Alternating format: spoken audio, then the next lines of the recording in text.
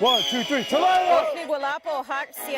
Friends and relatives, thank you for arriving. I'm on my prime, I'm feeling like Steph. Super loud, make everybody hear it.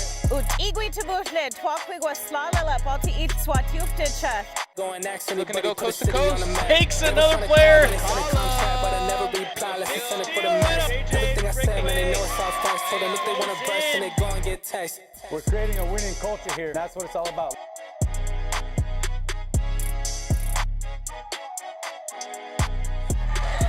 Ashlahel, everyone.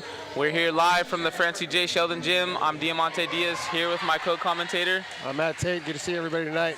We're here for a matchup of the Tulalip Heritage Lady Hawks against the Shoreline Christian Chargers. And so another good filled house, you know, in anticipation for a Tulalip Heritage home game. You know, what can you tell us so far for the season, Matt? This is the first time I've really watched the girls tonight, so I'm really excited to see our girls. I know they battle tough. A lot of similarities on our roster compared to our volleyball team, and if our basketball team plays anything like our volleyball team did, high levels of energy, lots of sportsmanship, lots of positive energy. So I'm really excited to see our girls out tonight.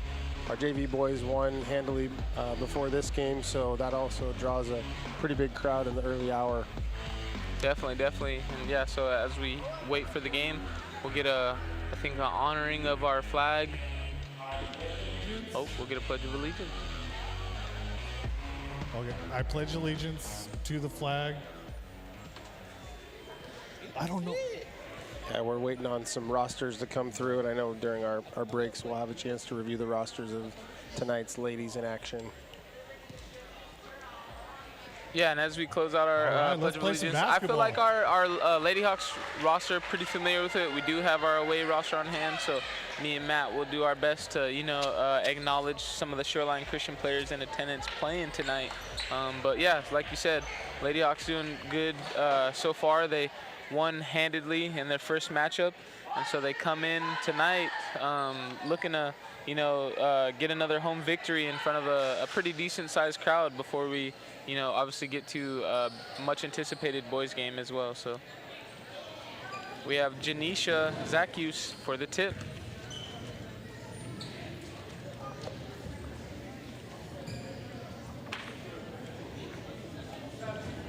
Refs getting ready to go, giving their signals.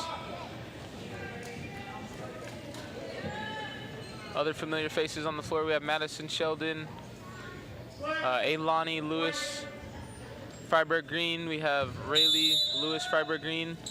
And I believe we have Lily Jefferson on the floor as well.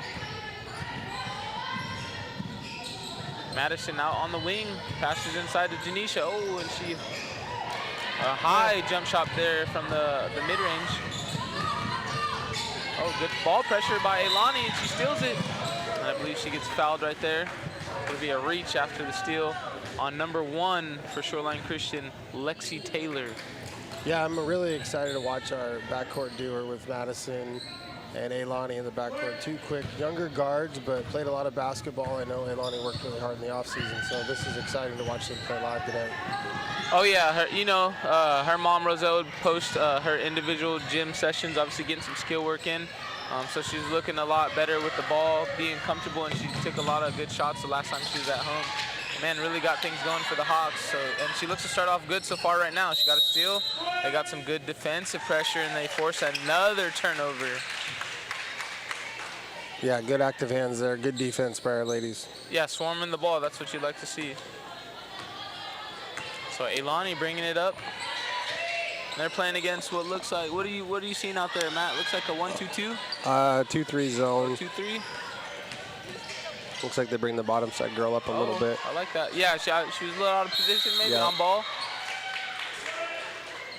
It's a 2-3 zone, but sometimes things morph into more of a 1-2-2 look because, like you said, she was a little out of position. But it's early yet. It's early. Yeah, and Lady Hawks in I want to say 1-2-2 of their own. Yep, definitely 1-2-2 look. So Madison up top, pressure and ball. Taking away that high post, and she gets a steal. Just looking for a ball handler, but she brings it up herself. Ailani to the bucket, stops and pops for a mid-range, and it's off. Madison hustling back, trying to stop ball.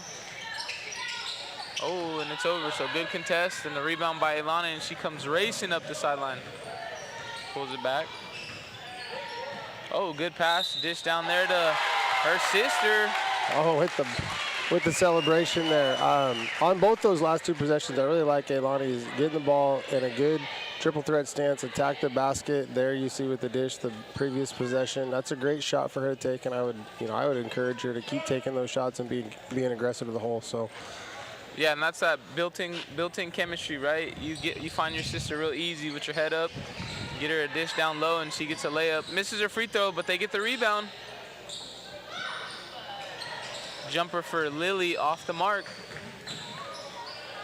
Oh, to Madison for a 3. Yeah, that a girl, Madison. Lady Hawks being real aggressive, active, taking shots that are open, just that flow within the offense. And then on defense, they're real active right here, pressuring ball. Oh, nearly a deflection. Gonna get a reach.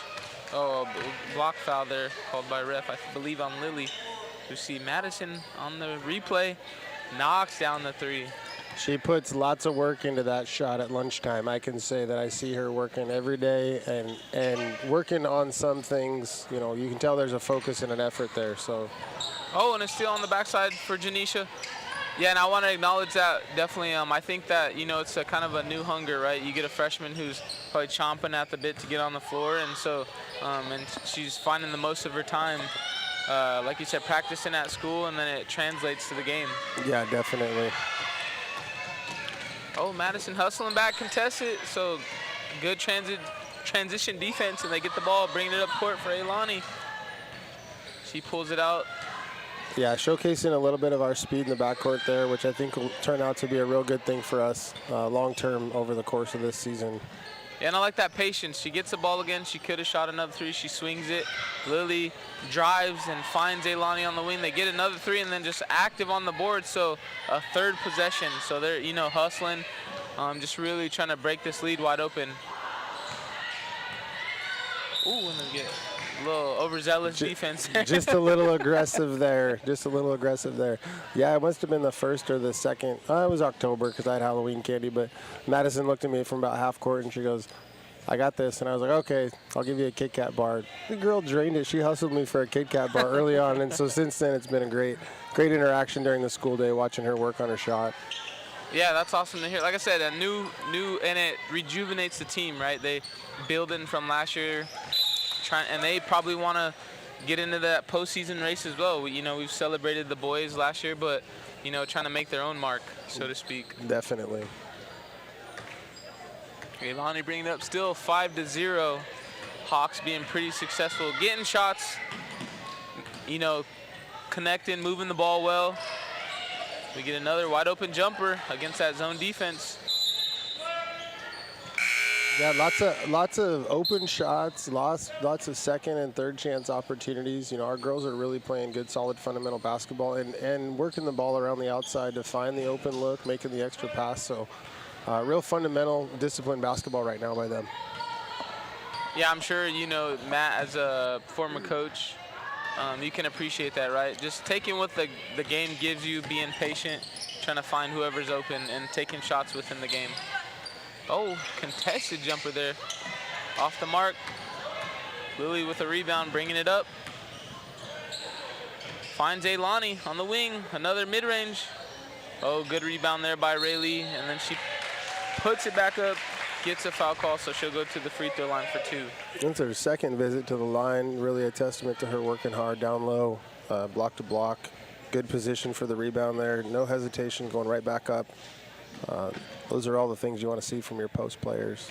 Yeah, and I would say it's awesome to see, right? Like, you see the guards getting a lot of wide open jumpers. It could be easy for the rest of your team to, kind of be like, oh, I think I want to, be on the perimeter, get the ball. But she's playing her role real well down there in the post, rebounding, and then knowing that if she gets it, that's where she can be rewarded. Like you said, goes to the free throw twice. Free throw line, and then it'll be out of bounds on Lady Hawks, so Shoreline Christian with the possession.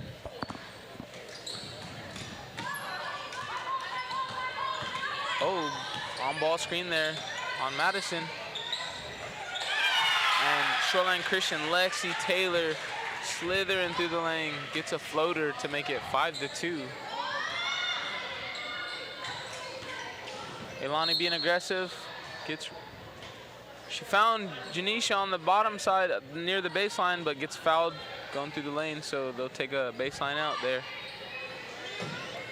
Real simple box setup. There's lots of options here. We'll see what they take advantage of. Just like Janisha right open.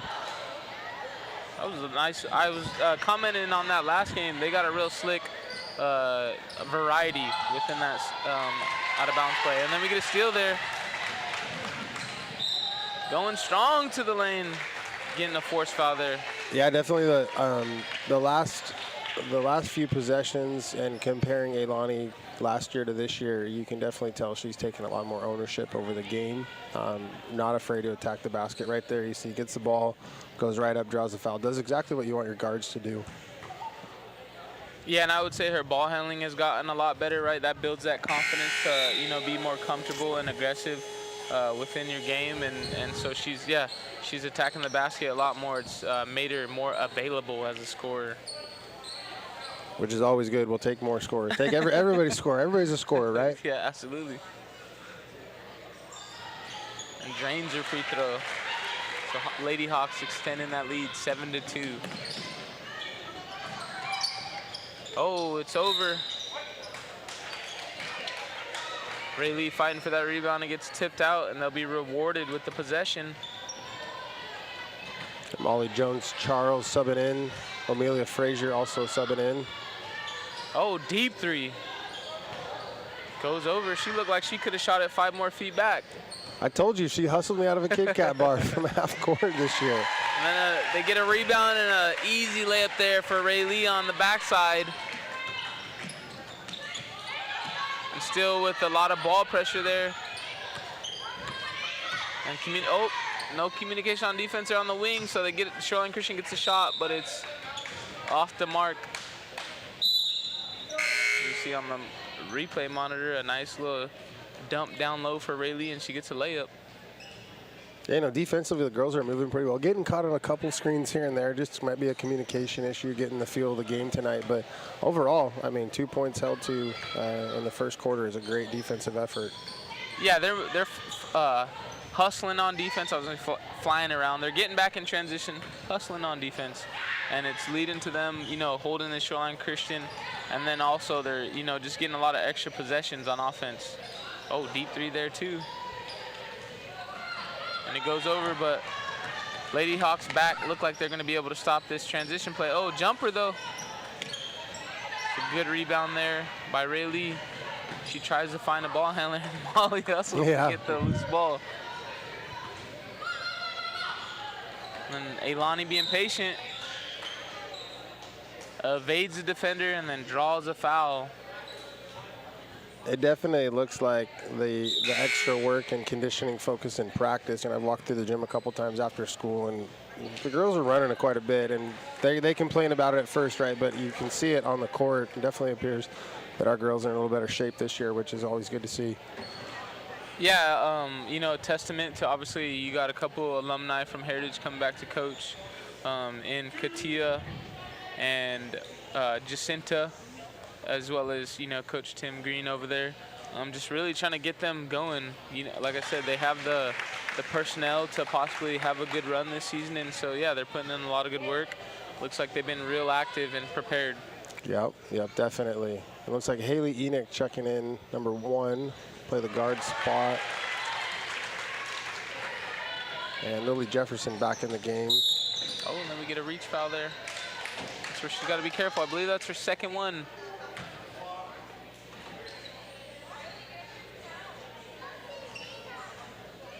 As we're in the first quarter, 1 minute and 46 seconds. And as you see, yep, they get a sub for her. Being a little overly aggressive on defense. I don't know, you get 5 fouls, you might as well use them, right? Hey, when you're in a, like I said, a option that is often available on offense, kind of got to peel it back a little bit. Yeah. Getting some ball movement there for the Lady Hawks. Lily driving towards the baseline. Kind of in no man's land there. She goes out of bounds.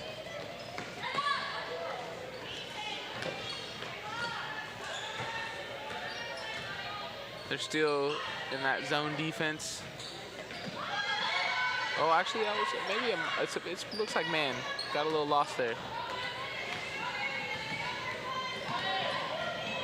Madison going strong. Foul call. I think she knew she was going up with that when she crossed the half-court line, which I like. I like aggressive offensive play, get to the rim, gets her to the free throw line. Look at, she's just all focus and determination, going right up, ground the contact. No question there. She was going to score, and she ends up at the free throw line. So, yeah, definitely just making her way to the bucket. So she'll be rewarded. And knocks down a bank free throw, first free throw that'll extend this lead to 8 for Lady Hawks. Madison shooting her second.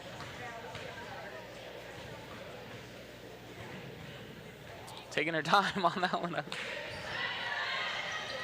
Reminded me of the Giannis 10 counts. Yeah.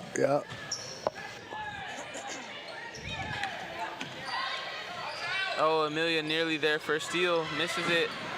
And then Haley with the steal Haley of her comes own. up with that. Oh, and it gets deflected, but it goes to Madison, and she misses it.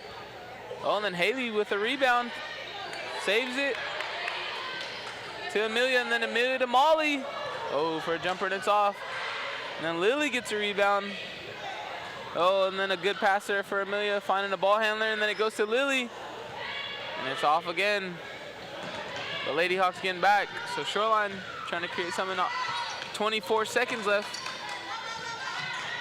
Oh, good positioning there by Madison as she's there to deflect the pass, and it goes out of bounds.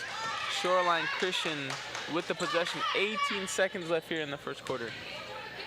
Yeah, nice job by Madison to slide down from the top position in that zone. Oh, and Shoreline Christian running a stack of their own. 14 seconds left. Madison going down.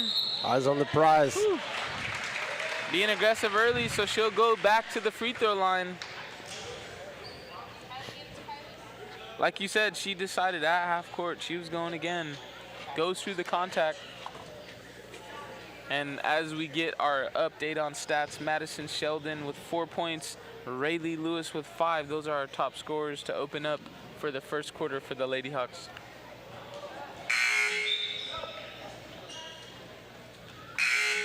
I believe she missed that first free throw. So 12-4, Heritage Lady Hawks up as we close out the first quarter. Nice, comfortable lead for them. Really a testament to the number of second and third chance opportunities on the offensive end. And defensively playing pretty well. Getting back in position, which is really always a good thing to see. And the question now is, can they sustain it through the whole game? Oh, and they get a Shoreline Christian player behind them as they're able to get a layup attempt and then a rebound, and it's off. And so Lady Hawks will survive that transition effort there as they go into the second quarter, 12-4. What do we like so far, Coach Matt?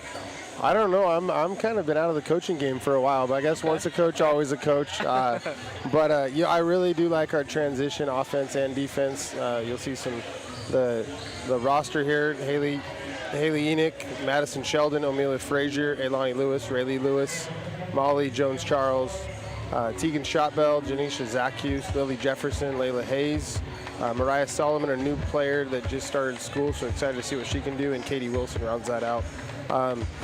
Just the one freshman, Madison Sheldon, not showing a lot of being timid. She's real aggressive at the hoop. I like that. And I talked about Elani putting the work in the offseason. So led by a fairly young backcourt, but you couldn't tell unless you looked at the roster.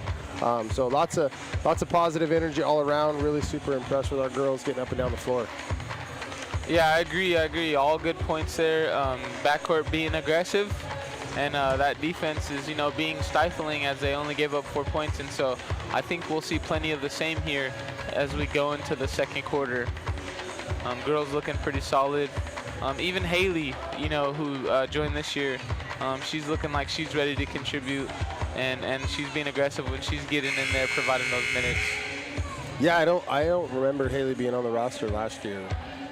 Yeah, and she's a junior, but she, joined the crew this year and like I said, jumped in there first game and got some points of her own, played some good defense, and then started in here early. And so obviously Lady Hawks showing some versatility in their roster, right? Hey, if Ailani's got to come out and maybe we got to go with some different personnel, she can provide some minutes. If Janisha's got to come out, Molly can come in, Amelia can come in and play some good defense. And so, yeah, I like what I'm seeing so far in the roster and in the coaching. It's nice to have that depth and not have to just ride on, 3 or 4 or 5 girls. As Lady Hawks will get the possession here to start the second, getting a signal from the ref. And, the audience, gym bleachers filling up here as we get ready for our next matchup, another anticipated home game for Tulalip Hawks, boys crew as well. Good aggressive play there by Lily Jefferson on the defensive end. Really impressed there. There's a jump ball, but that's okay. We'll take it. Yeah, if you guys are watching at home on the live stream and think you're going to show up to the boys game and get a seat, you might want to change your plans and get here sooner than later. Yeah, we got a crew of guys there at the door. We got some adults filing in down low, people getting their snacks in the gym. I think I'm gonna have to establish who's gonna be my runner this season to the cafe over there. The cafe, yeah. I think the young man on the crew gets the runner jobs, right? Oh, I guess so. We all know who that is. Oh, yep, student. We got a student volunteer. We got a student working with us, and I was giving him a hard time today in school. I was like, see how good you are at delivering popcorn and Diet Cokes. And then we get a jump ball there, so Lady Hawks will get the possession. Oh, nearly turned over, but Ailani gets it. Pulls it back in, she swings it, gets something set for Lady Hawks. You see, they're trying to dump it down low to Janisha. It's not there, so they swing it around the perimeter. And an open 3 for Ailani, and it hits the back iron. It was online. Yep, definitely online. Good shot, good patience. And then some ball pressure there, maybe looking to get a steal there. She's still pressuring ball. She's got to be careful, though, before she picks up her third. Oh, and then ball pressure causes a steal. So Rayleigh gets it, and she swings it up to Ailani, who's coming down. Oh, and then a great screen there by Madison. And we get another jump ball. I believe this will go to Shoreline Christian.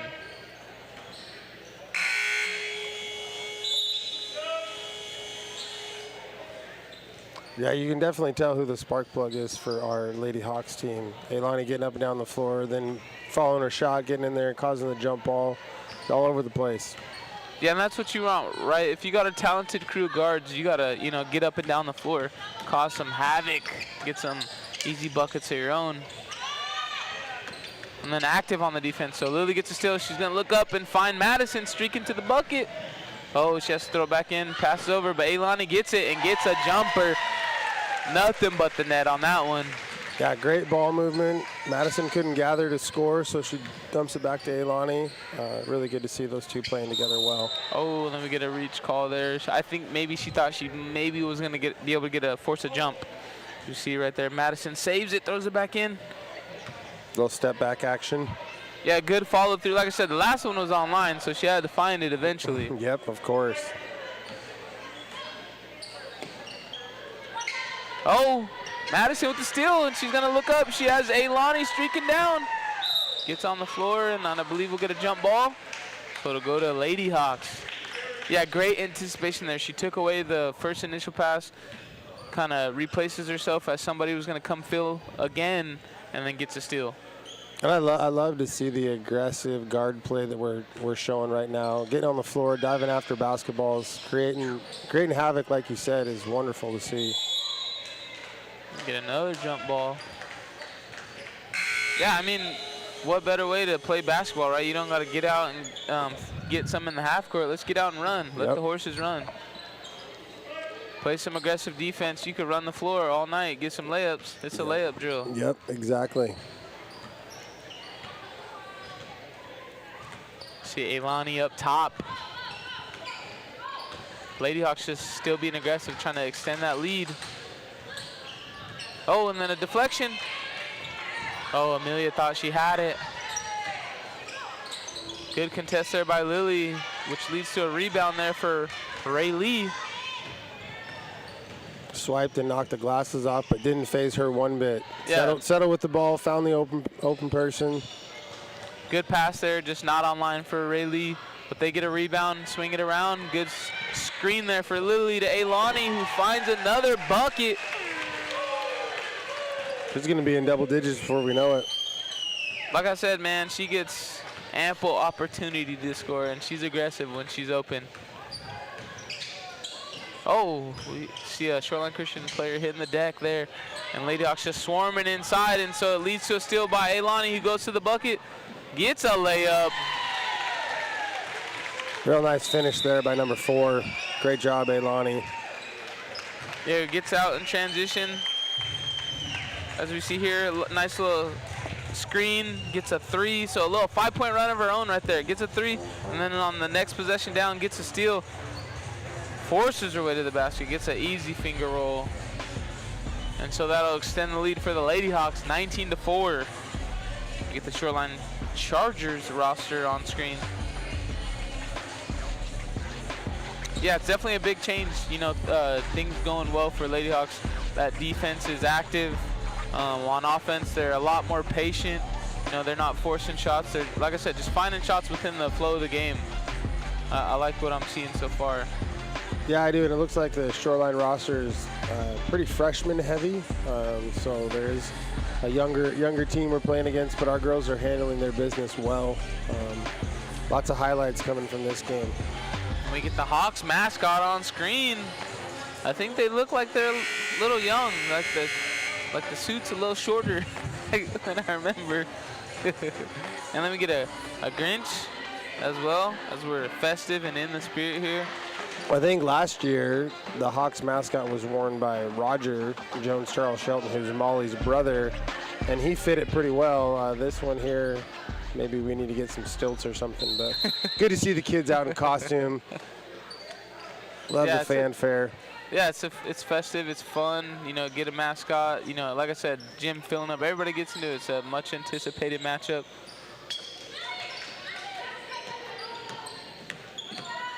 Oh, a jumper for Shoreline Christian, wide open. It's off the mark, though.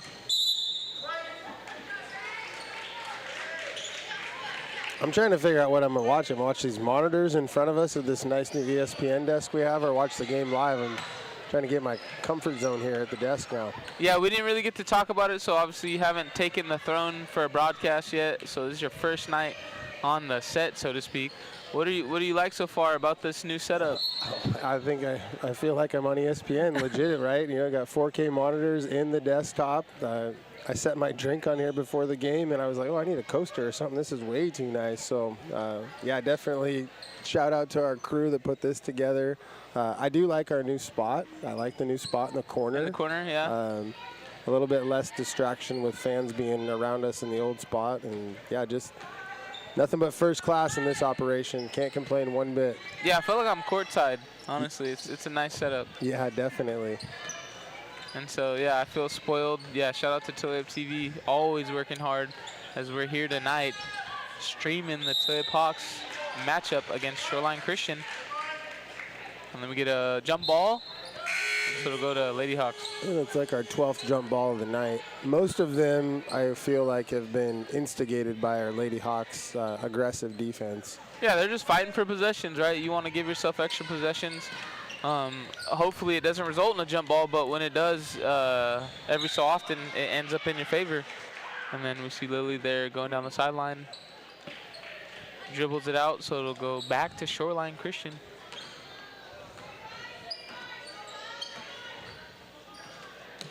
They swing it around. Still haven't really figured out this defense, what they're going to do against this defense of the Lady Hawks as they turn the ball over there.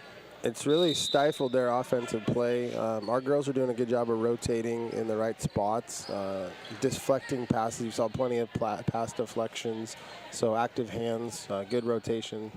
Lots of positives to come from this match tonight. Yeah, and I would say, I mean, I'm a fan of man defense.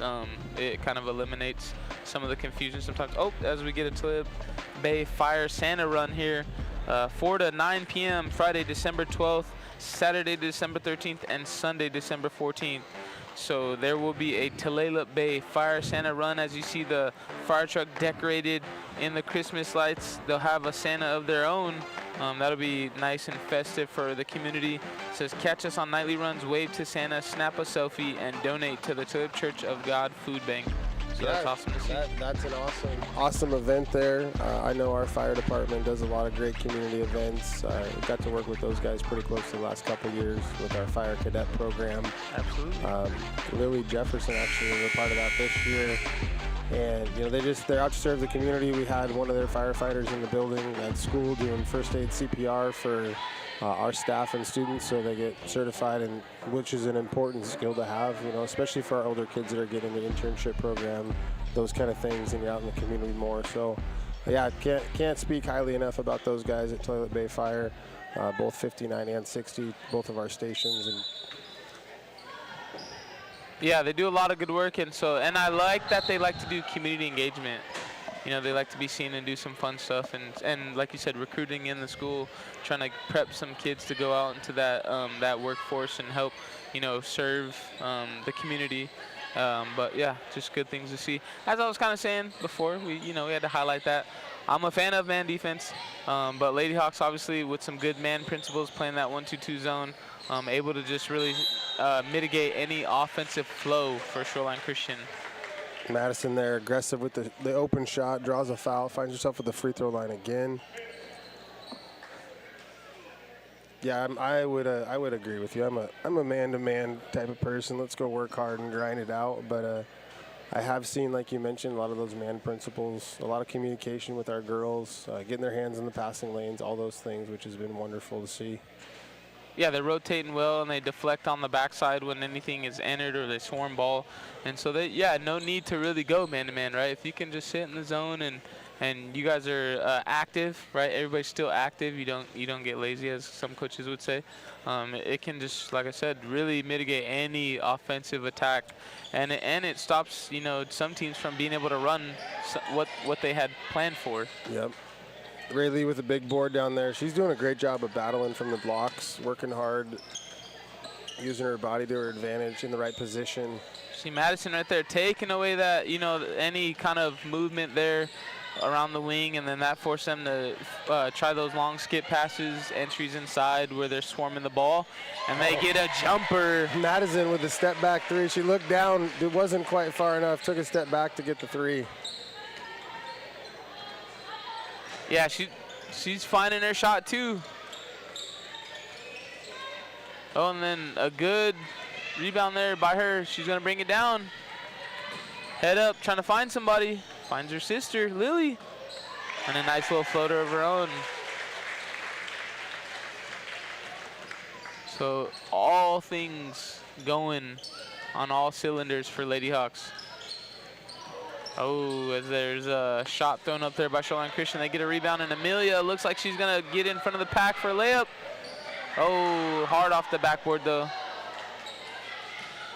So Lady Hawks trying to get back in transition. A little bit of contact there, and then a pass up ahead to Janisha. She gets it, and a layup. Oh, doesn't go down, though. Gotta finish, girls, gotta finish. Really making Shoreline Christian work here, though. Yeah, it really looks like this 1-2-2 has stagnated the offense of Shoreline Christian, as we see a blocking foul there. Yeah, and maybe as a coach, I'm not sure. I can't recall what kind of defense they ran on the last during the last game, but maybe they're not prepared for that, right? Or they're not getting the ball movement that's needed, and so they haven't really figured it out. Lady Hawks, really impressive defense. They haven't given up any buckets here in the second quarter. And so 24-4. Oh, and then good contest there for Ray Lee. And so a missed layup, and Lady Hawks get a rebound. Madison able to handle the ball pressure, gets it to Amelia. Oh, and then a floater, Bank. Bank is open late tonight. Yeah. Lily with a nice little up fake, penetrate, floater. PM withdrawal. Yep. And then a three there. Great positioning there. Madison gets her body in the right spot to block out, and even though we great job, ref. Even though we didn't come up with a possession, she was definitely in the right position and keep doing that. You and the ref buddies now? Or what? You gotta juice them up a little bit when they come by. Build some rapport. And tell them if we had a wireless mic, we would have got the ball for him or something like that. Like, sorry, man, can't get out from behind the desk. I thought he maybe would have took it as you gotta mix up some humor, right, in the competition with,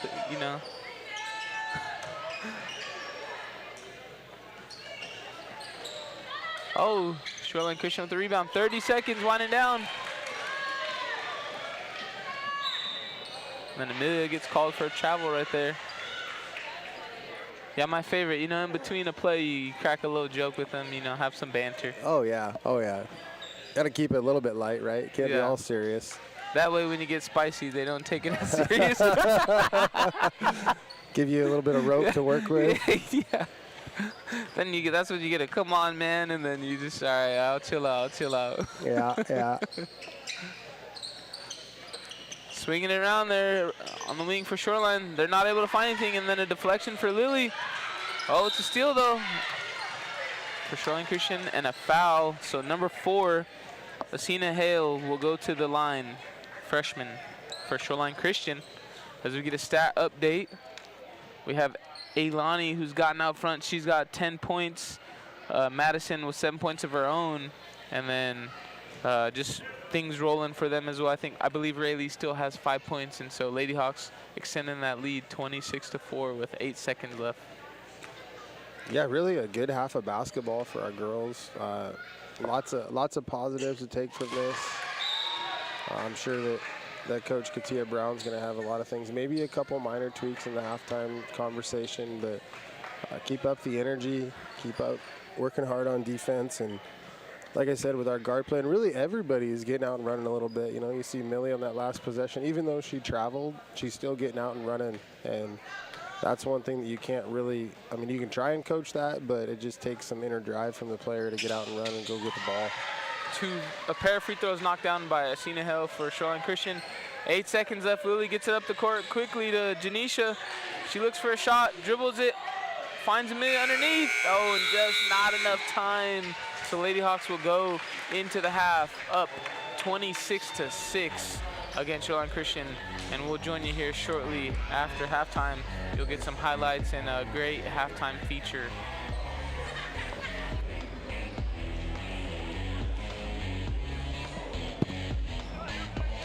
It is halftime.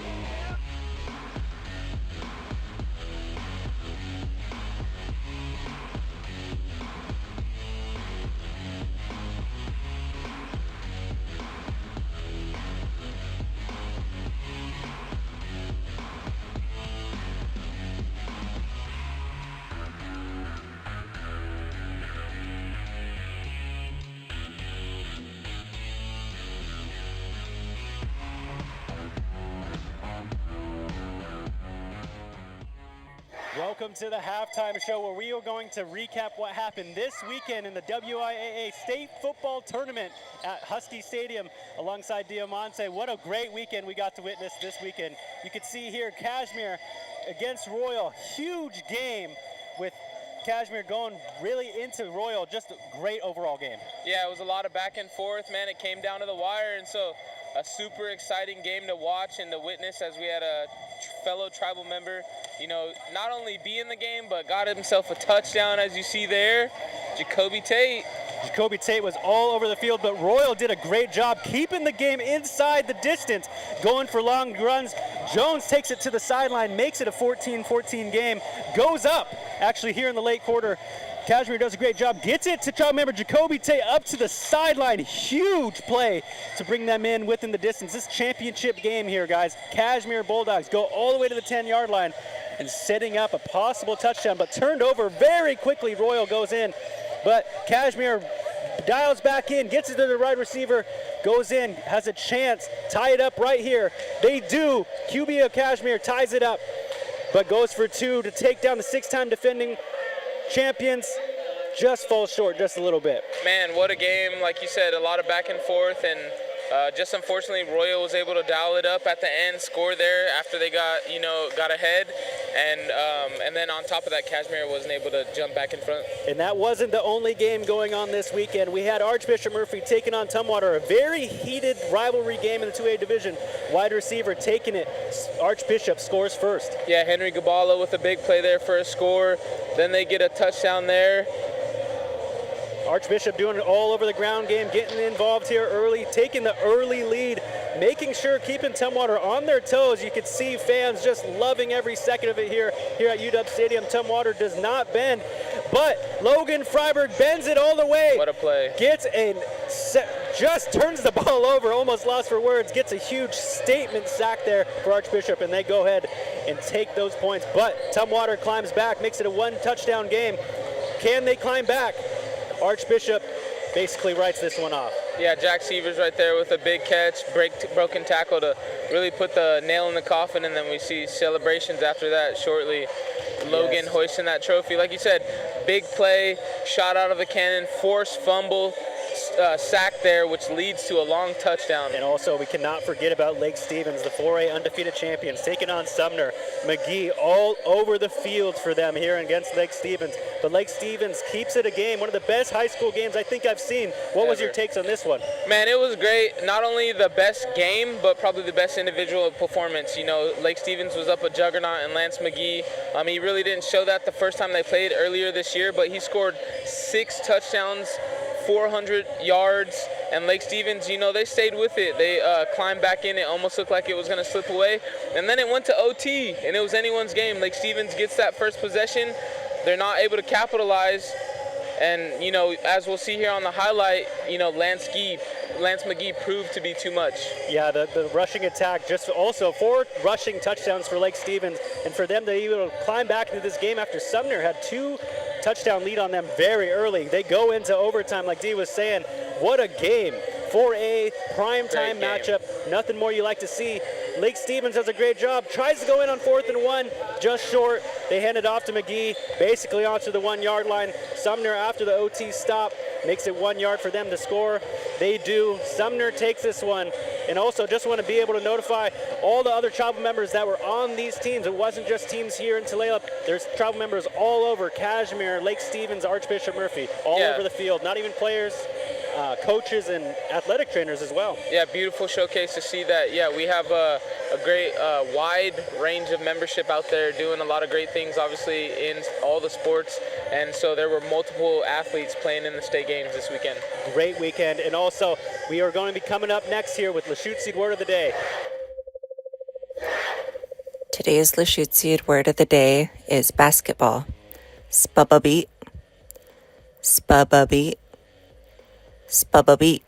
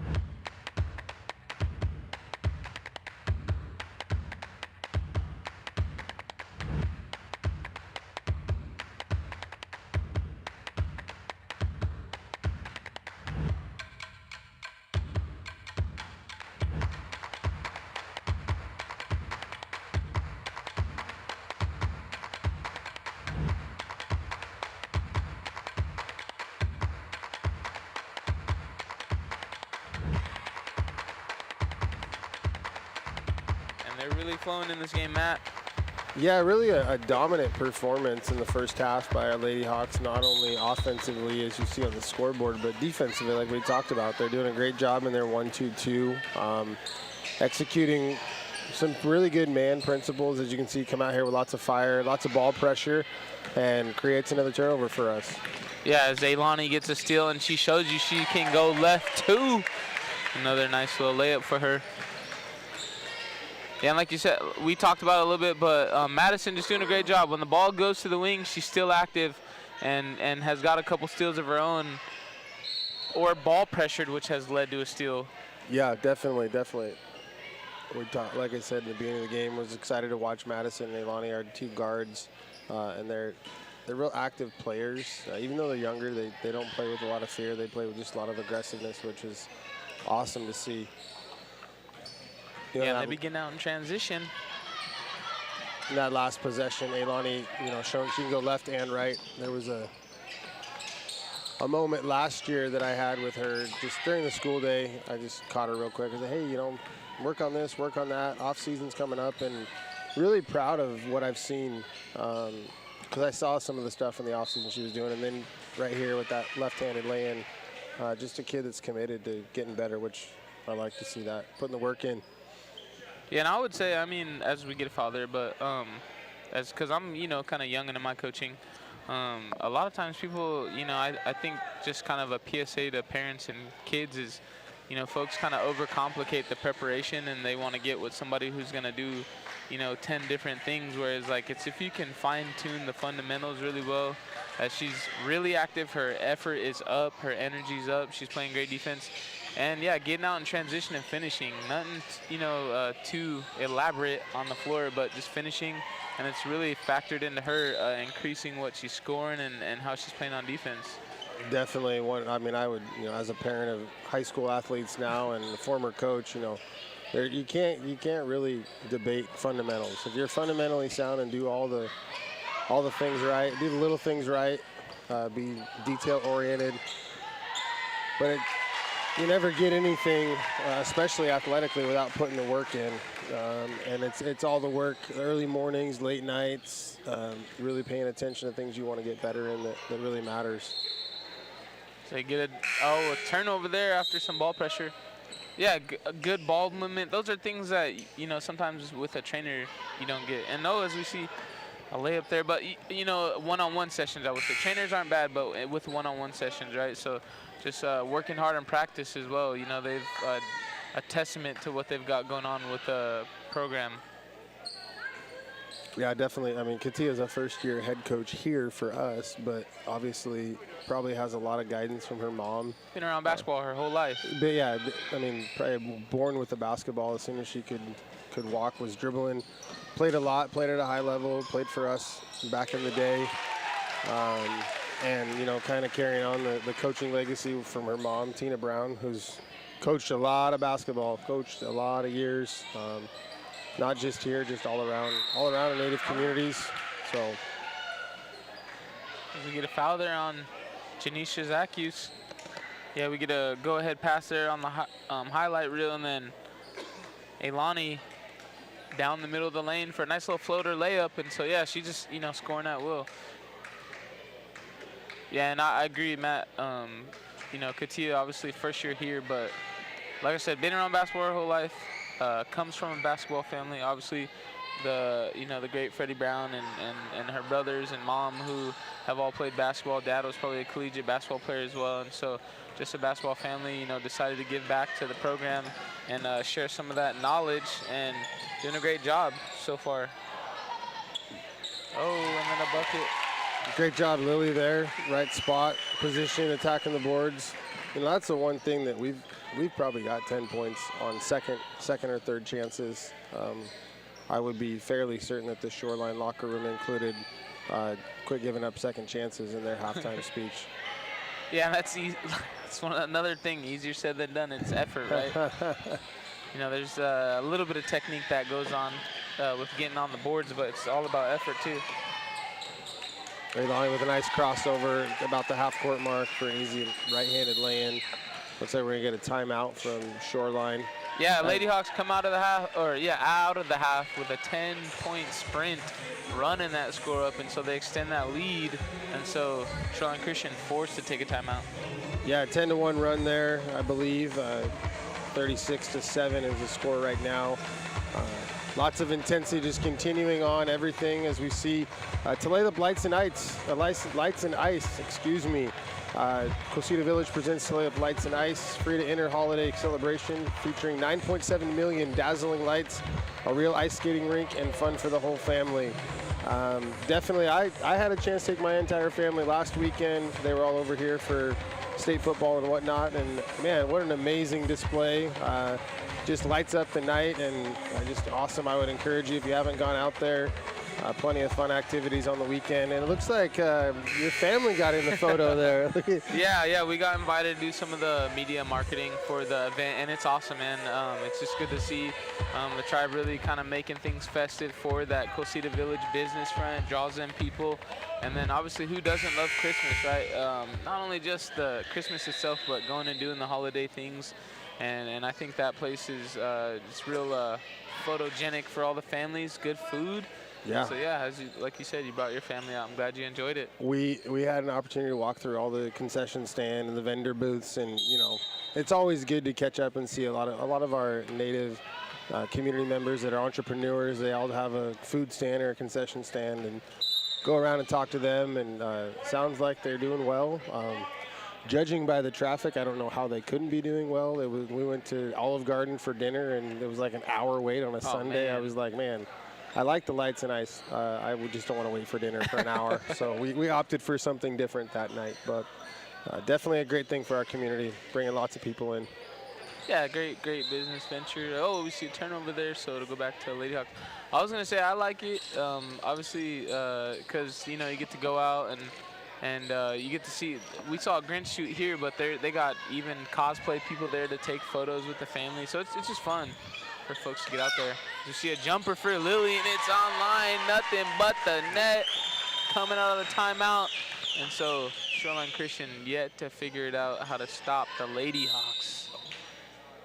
Oh, Elani playing great aggressive defense. The look on her face says she doesn't agree, and I think I might be on Elani's side on that one. Just good aggressive defense, get her hand on the ball.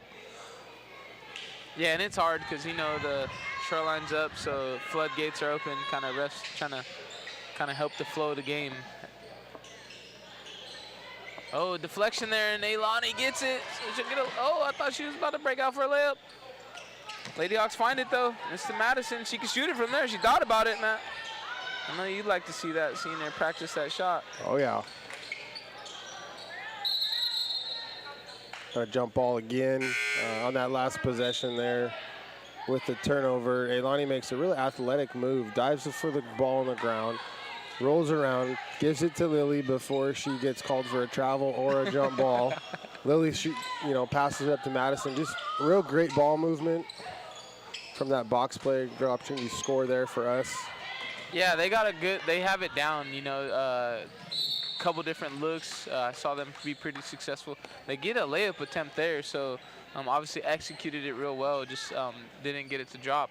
And they're able to hustle back and I believe cause some ball pressure. Ball goes out of bounds and still get the ball back. Yeah, a nice 31-point lead for our Lady Hawks. One of the things that I try to get kids to focus on is putting yourself in the right position to score, right? And we've done a really good job of putting ourselves in the right position with ball movement, open shots, being patient. And you're not always going to control how the shots are going to fall night to night. Even the greatest shooters have off nights. But if you put yourself in the right position to score, and you're not being selfish with the ball, sharing the ball around all your teammates, those are the things that we can control. And I testament to our Lady Hawks tonight, doing a great job of all of those things. As you see, Shoreline turns the ball over once again. Yeah, they haven't really been able to figure out that zone, and so just. Turnovers aplenty tonight for them. But yeah, I like what you're saying. Yeah, definitely, being active with not only ball movement, but moving without the ball, knowing what you're looking at on offense as far as the defense that your opponent's playing. and finding ways to get the ball and just, like I said, finding shots within the flow of the offense. Yeah. As Shoreline Christian gets a bucket in transition of their own, though.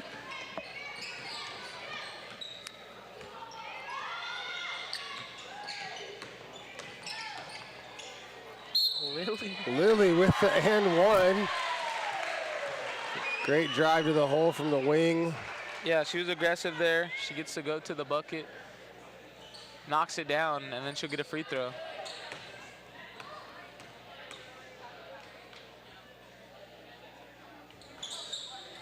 Oh, and then a rebound there. Heads up play there for Janisha. And then Rayleigh gets a rebound and she gets fouled, so another opportunity for the Lady Hawks. Yeah, I know we've talked about our young guard play, but shout out to our bigs and our posts playing, just banging around inside, putting themselves in positions like you see there with Rayleigh. And then a couple possessions ago, working together. Rayleigh drove, created the opening, passed it over to Lily, just working together. All in all, teamwork on this team right now is top notch.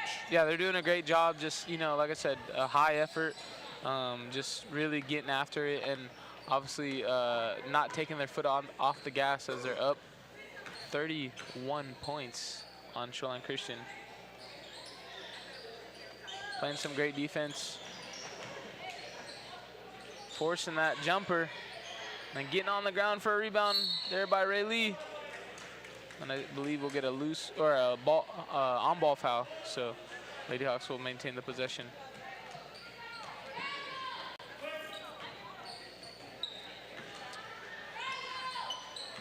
Yeah, nice comfortable lead, 31 points. Slow it down a little bit, just let the time pass. Yeah, they're being patient, not forcing any shots, just moving the ball, rotating. Get a strong take there by Janisha. She just misses it. And they hustling back, though, on defense, and so they'll get set in their own 1-2-2. Oh, 3-ball there for Shoreline Christian. Rebound, and then the Lady Hawks get out running. Oh, bobbles it there by Madison, and it goes out of bounds. I think she said she wanted to pass it. Yeah. Turns it over, turn over out of bounds, and so it'll go to Shoreline Christian. And just minor details. I don't know who was leading that charge in front of Madison, but teach post players, once you get to the block on a break like that, you gotta clear the lane, right? Like, and so there was a little bit of friendly obstruction there, not intentional, but definitely commend the effort to get down the floor no matter what. Yeah, I almost thought she was kind of gonna do the seal. Right, you get out in front of the break, you're flashing the lane, you thought you were maybe going to get a bounce pass, you don't get it, so then you seal the backside player, and then you get an easy path for a layup. We don't see that, and then, yeah, Madison kind of not sure what to do. Yep. Oh, and then a 3 there by Shoreline.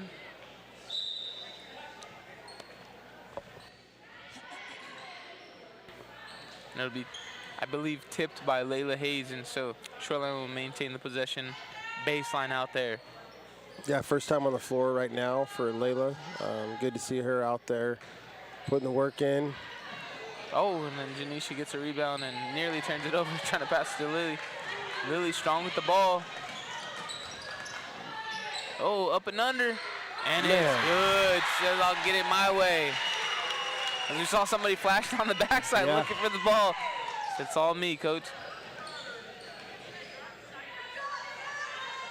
So Lady Hawks, the commanding lead, 42-9. They get a rebound there.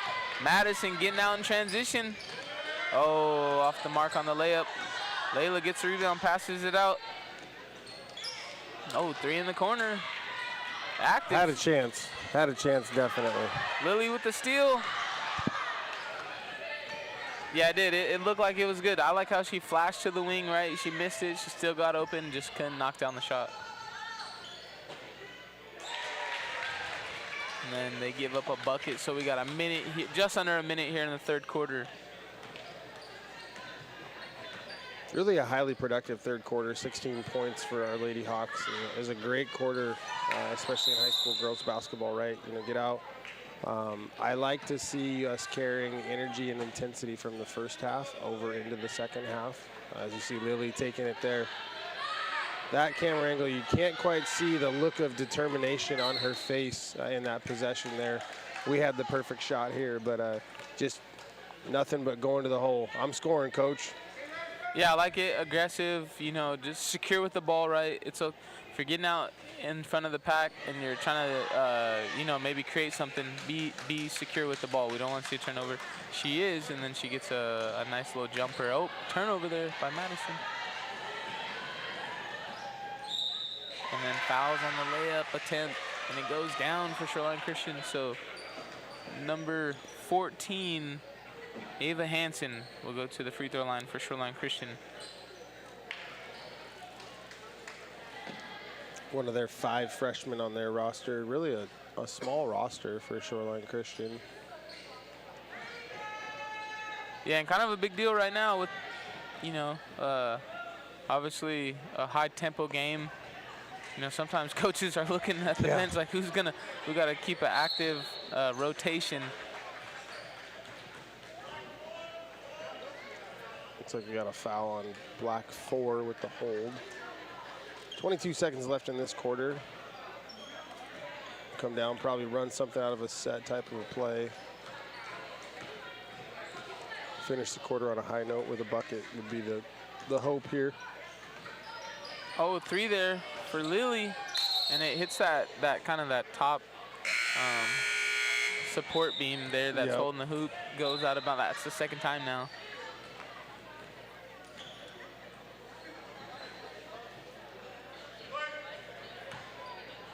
Ten seconds left for Shoreline Christian. They'll look to just kind of maybe rush down and get a shot of their own, and it's a block by Lily. And a late foul. Yeah, I see 2 defenders there out. We don't know who the foul's on just yet. The block looked clean. We're gonna go to Molly. Yeah, I maybe saw one on the elbow. Yeah, you see Molly right there across the arm. The block looked clean, but we had Molly on the you know, on the other side of it, who obviously got her arm. So free throw with 1 second left. And it's good for Shoreline Christian. Again, number 15, Lily Filor. So we'll probably see, if she misses it, time run out. About a second, can't create anything there, but Lady Hawks go into the 4th quarter up 42-14 on Shoreline Christian. Have control, complete domination in this game here. We've got 8 minutes left as they'll celebrate another victory, most likely. Yeah, I don't really see this game getting back to be a close game. As we see the Christmas luncheon on our screen, December 25th, 12 to 2 p.m. So if you're not doing anything, you don't got any plans with your family, at that time, come join in for the festivities at the Tulalip Resort Casino Orca Ballroom. This event is an exclusive luncheon for the tribe members. And then we get us stronger together. The holidays can be complicated. We will celebrate our traditions and families. The season can also trigger stress, grief, and anxiety. Protecting your spirit is just as important as protecting your physical health. If the weight feels too heavy to carry by yourself, let us help you carry it. So we got our support lines there. We have adult mental wellness line, and then we have Stevie Gaiba line there too from the Tulalip Health Systems. So great mental health ad there. Stronger together for our tribe members in our community. Yeah, definitely important to have those resources in our community, and then encourage people to take advantage of them. We all don't know what anybody else is going through, but definitely have the resources available to help you through that. Yeah, and the holidays can be hard sometimes, right? Yeah, definitely. Holidays are hard for everybody, I think. High stress, kids at home, don't go to school, like. But the one thing on the first announcement there with the holiday lunch it's provided, I love going to those. Get up, open presents, do whatever you do in the morning. Don't have to worry about cooking, don't have to worry about dishes. You know, it's really a generous gift provided to our membership, and a great way to get a lot of people around the table and see a lot of people too, right? Yeah, definitely. I mean, they provide a good lunch, and you get to see familiar faces. Maybe some people that you wouldn't make the rounds to on Christmas, right? Just some friends and family, and like you said, yeah, you don't gotta really put some labor into it, so to speak, and just kind of hang out. So if anybody's not doing anything, 12 to 2 on Christmas. Probably have prime rib or something good. I told Dom, I said, when I didn't have my family, I used to love to just kind of get up and mosey on over there with some sweats on and stuff.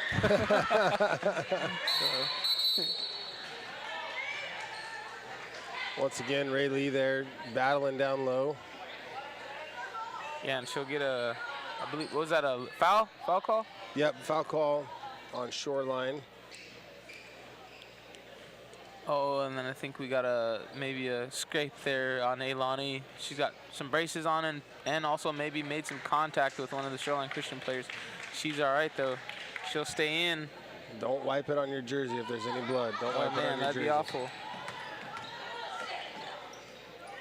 Haley looking to Ooh, shoot it's off the the mark. three. We got a young fan here cruising by the desk. Trying to steal our job, but probably looking at the lights in the front like, ooh, that looks like fun.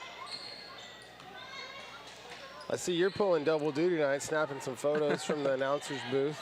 Yeah, you know, just like to have some fun here, support the program. You know, I take some photos on the side, just really sharpening my skills, and then I get to be in the booth with you. Yeah. I saw you and Michael talking before the game a little bit, just a little shop talk, photographer style, so that was cool. Oh yeah. He so he's kind of, you know, he's big time. He's not in the booth, so he can't hear me right now. But he used to do the commentating with me. He's got a little big time. He's a great rider himself, and he also takes photos. And oh, Ailani with a nice little euro, get some contact. Yep. And she'll go to the free throw line. But yes, he does a lot of writing pieces and coverage. I think he even does some video from time to time. But you know, I help him out if I'm at an event that maybe he was kind of interested about. I get to kind of maybe send him some photos. Obviously sports, I mainly have been doing sports, and so I sent him a link. I said, hey man, you don't have to ask, you know what I'm saying? We go back, so I'll send you the link for the album. Just, you know, peruse through it and use whatever you want. And so then he checked them out, and he was kind of giving me some big ups on the photos, which is cool. Nice, nice. Yeah. Was he down there last Friday with the football thing, or did you send him those photos from the football? I didn't. A video piece is coming out, so obviously you saw the halftime feature as we get Ailani, who misses the first free throw. You saw the halftime feature, which included your son's team. Obviously, we got a tribal member and rider playing for Lake Stevens, and then we get you know, a handful of tribal members playing over there at Archbishop Murphy. So they're going to put together, I believe, a couple pieces on each school.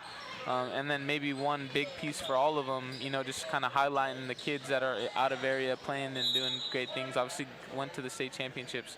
I wasn't there with Michael. I was sharing time with Dom Joseph, who's not in the booth with us today. And then also student intern Elijah got to be out there and get some footage and do some B-roll for them. And then Cody as well. So yeah, just a good time. Obviously we get to support fellow tribal members. And yeah, they'll be, I just actually responded to somebody online. They're gonna put a piece out. I know people are probably chomping at the bit to kind of get some recognition for their kids, but it's gonna be awesome and something to commemorate, man. Not a lot of people get that, and so I'm excited to see it. Yeah, definitely an amazing opportunity. Win or loss. I know Lake Stevens had a tough one there. Kashmir had a tough one there. Archbishop celebrating with those kids. I know, talking about my coaching days, it's pretty cool to see, you know, when I knew Logan, when Logan was just a baby, you know, and a little toddler run around the gym, and now you see he's a man. He's a man-child, and, man, played like a man-child in that game on Saturday. High motor, that's all I can say. He had a great motor that game. Showed up when it mattered the most. Had a lot of tackles, a lot of good blocks. On offense, and just, yeah, put it all out there. Last game for him, and obviously comes away victorious. Him and Robert Moses, Keegan Joseph, Keegan Marcus Joseph. Gaffney. We didn't see him, but he was a contributor to Archbishop Murphy before, I think, an injury. And so just, yeah, big ups to those guys there as they win a state championship. I know we're getting away from the game here, but we get just had to mention it as Lady Hawks well in control of this one, just dominant fashion against Shoreline Christian. So yeah, well, great job to them as well. This is definitely. I like to get away from the game a little bit in these instances when our ladies are playing awesome, right? They're just energy, effort, intensity, great guard play, great post play, lots of crashing the boards. Like, I know we're here to watch basketball, but when a game's going to blow out like this, that's a kudos to our Lady Hawks and their hard work tonight. So can't speak highly enough about them, and really excited for the future. You know, basketball gets going in November for practice, and then we're kind of in the beginning of the season, and then after the Christmas holiday break, it'd be awesome to get the real meat of the season going. So exciting times for Hawks all around. Yeah, just a lot of good things. You know, like I said during the football broadcast, so, you know, a couple weeks ago, it's just a great time to see all these young athletes and the fruits of their labor, you know, coming to show. And so, yeah, we get a lot of high-level sports being played by a lot of our tribal athletes, and so we just get to enjoy it. And obviously, in that fashion, they're well in control of this game, and I'm ready. I'm chomping at the bit whether they get a good matchup, a game that's intense, and kind of seeing how their skills have grown against kind of maybe a loftier opponent. Yeah, definitely. And I know that they were planning on going to White Swan tomorrow. I don't know if that is still going to happen. Obviously, we're all aware of the weather situations. Both passes closed. The pass on Blewett's closed. The rivers are flowing. Logs going. Man. I got friends in Eastern Washington. They got water, legit waterfront property off of their back patio. Like, just craziness. My son ended up getting out of school today to help some people sandbag at a mobile home trailer park community that's right on the river. So wow. Yeah, the boys, I think there was 10 of them. They did 15 yards of sand in like an hour for this community. So wow. Grateful that we don't have some of those significant flooding problems here on the reservation in Tulalip. Haley with the long three of her own. It's off the mark, so it'll go to Shoreline Christian. Yeah, and so as you were kind of saying, as you kind of segued into that, Heritage supposed to play White Swan tomorrow. I believe that trip was advertised as being canceled, and so they won't be going to White Swan tomorrow. They were supposed to match up for a boys varsity game and a girls varsity game, and so they'll have to obviously reschedule or postpone that game. And that would have been a good matchup, I believe. You know, White Swan, pretty good program historically, and so it would have been kind of maybe a good test of skill there for the Lady Hawks. And I know preseason basketball-wise, the schedule was definitely a hot topic of conversation, trying to find competitive matchups. Our league doesn't always have and doesn't always provide those for both our boys and our girls programs. So between Lonnie and Sean and Katia, Kinlan, our district athletic director. Wow. I'm sorry, that was nice. That. No, that was yeah, nice. She was curling through. Nice little dish off. Here you go. Easy layup. I had to say something on that one. Of course. Feel free anytime. Come comment on the great play of our kids. But yeah, the schedule is really important, and I don't know if the fans always understand from a coach's perspective what we're looking for challenging games so we can get better. Yeah, here we go, the replay. Wrapping through the lane, going through contact, finds, I believe, Janisha for an easy layup there. You'd like to see a lot of that. Yeah, I really like on that play. Ailani drive into the hole, draws 3 defenders to her, and then doesn't force the shot, but finds the open person, and great guard play. Oh, Lily driving through, finds her sister. Oh, for a long 3 offline. And it goes out, bobbled there by Shoreline Christian, and so Lady Hawks will maintain the possession. And here we go, see their box play once again. Oh, pass early, but it goes to Ailani. I don't think that was designed. Good rebound there. And it's off for Janisha, and it goes right back to Rayleigh, who swings it to Madison for 3. Nearly banked in. Lady Hawks almost getting a steal of their own too. And definitely, I was just going to talk about the physicality of our play. I like physical basketball, as you see here on the replay. That's a good aggressive basketball play. Yeah, hands up, going to contest the shot.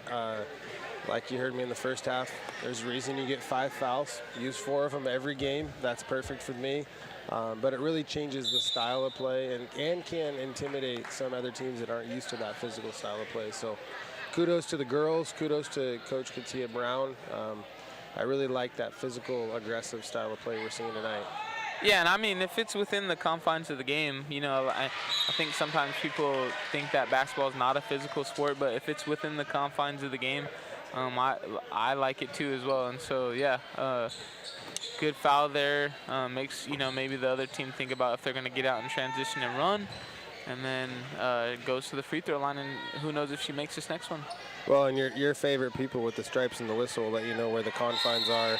Definitely, yeah, right? Absolutely. You hear it all the time when you're a player, or even if you're a coach on the sideline. You know, sometimes if you're a little hands-on defense, you know, they'll say hands off. Obviously, if you body foul, how you fouled. If you're late, right? Where you got them, if you got them on the arm, whatever. They usually tell you, and then it's up to you as a player to adjust. Yeah, and you do have to make adjustments as a player. You got to kind of take what they'll give you and then change your style a little bit. And every officiating crew is going to be a little bit different. Oh, spinning through the lane there. Lily finds Rayleigh, but the jumper off. Lady Hawks protecting the basket. And then forces Shoreline into a three. That's off the mark. And then we got Amelia coming down. She drives to the lane, finds, Ayla had a shot there, but she decides to pass it out. Lily with a three of her own. Oh, and then a good rebound by Rayleigh, and it's back up, and she gets the and one. You know, I would, player of the game accolades can go to any one of these girls, but Rayleigh has just been in the right spot, as you see right there at the block. Good position, good aggressive catch, gather, go back up. Ends up making it, going to the free throw line, like just really showing her leadership skills as one of our senior leaders, right? Yeah, and she's just an effort player. I like it, right? She's so casual about it. It's none to her. I'll take that. I'm going to the free throw, and she hustles. She plays hard. Free throw of her own.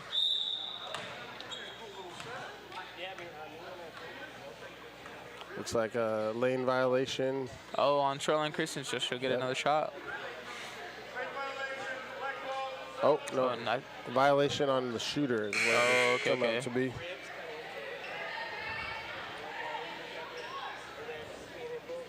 Good hustle there. She crashed for it, but obviously not able to leave the free throw line early. I'm not sure. Just a little excited. That's okay. That's okay. As we'll see Molly come in for her. Oh, and then steal there for Lily. Slows down, surveying the floor. Thought she was going to get a go-ahead pass there to Amelia. Yep. Oh, good ball movement. Swinging it around. Elani aggressive. Nice. And gets a body foul, so she goes to the line for some free throws of her own. Yeah, and just being aggressive and just really, really showcasing her skill tonight. Yeah, another nice take by Elani, aggressive to the hoop. Looking to score first, but as you saw a couple possessions ago, always can dish. You know, I had a lot of positives. I really am excited to watch these girls throughout the season here. Got a chance to do a lot of great things.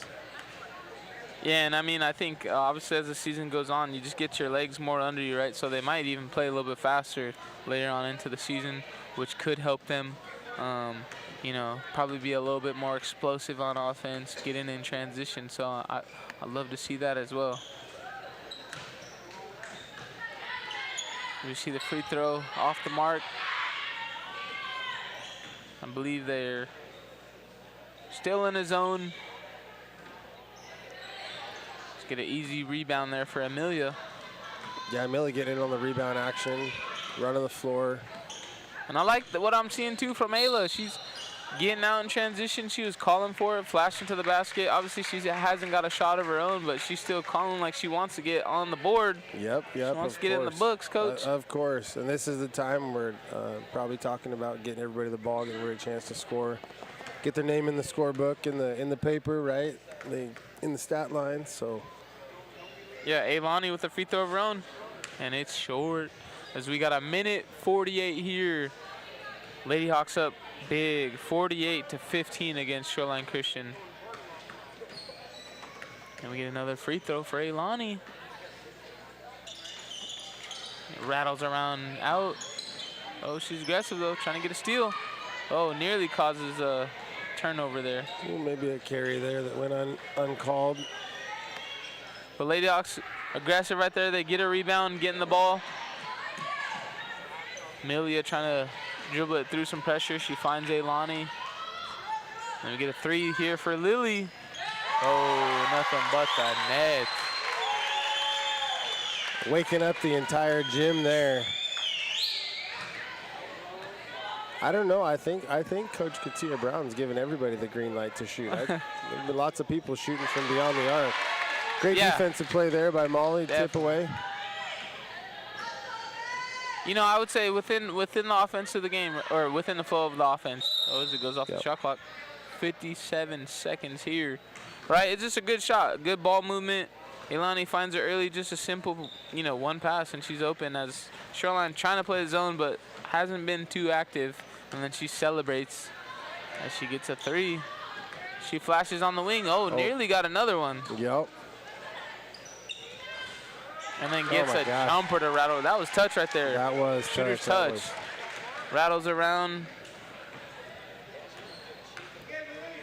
Yeah, Lily hasn't seen a basket she didn't like tonight. I mean, they're all shots within the rhythm, Coach. 100%.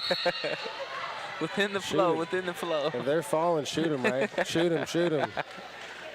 That's what I'm telling my 7th graders right now. Even your teammates who you might not think that will score that much, if they got an open shot, let them take it, right? Yeah. Let them find that rhythm. They got to gain some confidence, and they got to understand that it's within the flow of the game. We work hard. We're shooting a lot of shots at practice. Might as well let them get one up. Yep. Yeah, I was kind of the antithesis of a basketball player in today's era. I hated shooting basketball. My grandpa would yell at me. I say yell with a smile on my face. I've never heard my grandpa raise his voice, but shoot the ball, shoot the ball. Yeah, oh yeah. Oh man, he's a soft, in a good way, soft-spoken. Yep, oh yeah, definitely. Definitely soft-spoken. I can't believe you said he yelled at you. Well, and that's why I said it with a smile on my face. He's never raised his voice at me in his life, but why don't you shoot that ball? Well, I don't know. I got a kid that's 6'6". I'm going to give him the ball. I'll go play defense. And I understand that logic too, 20 seconds. Yeah, and I think, obviously, as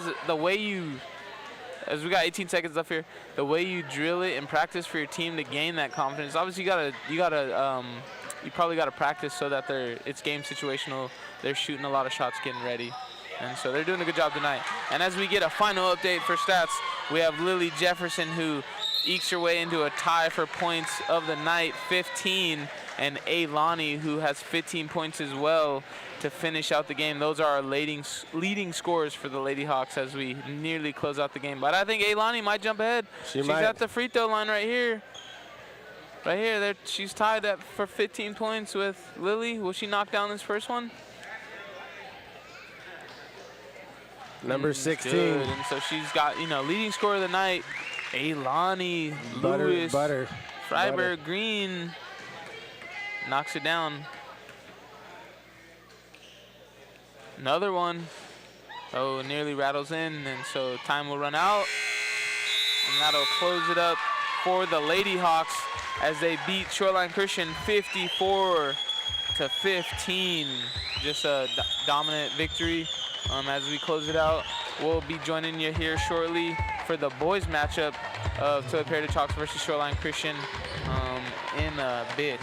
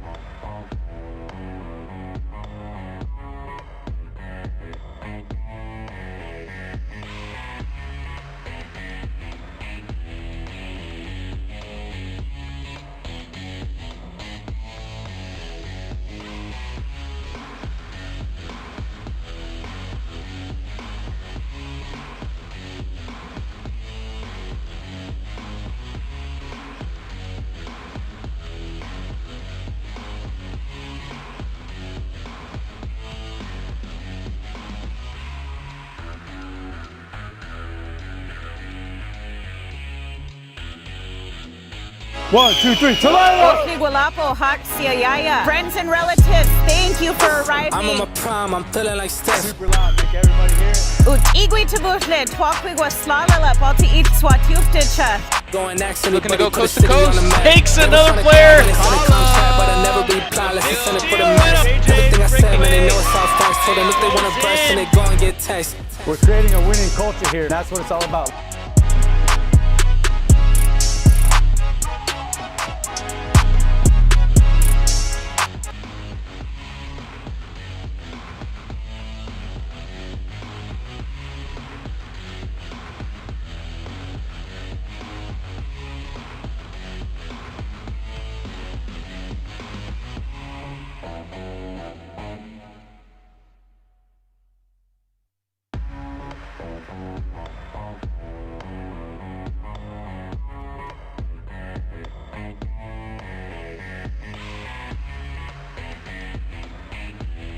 So excited. Obviously, our boys play up tempo, physical, move the ball around, run the score up. So just really fast-paced, action-packed basketball. Yeah, I would agree. I haven't got a chance to see Ziggy play yet, as well as I think Josh is going to get a lot of playing time. Obviously, some of those JV guys look like they're going to get a lot of minutes tonight. And so just to see how they play against this competition and, yeah, just see some up-tempo basketball. Yeah, so definitely. I'm excited. Definitely. I was talking to a few of our boys and telling them I want to see them dunk the ball tonight. You know, get out in front, run a little bit.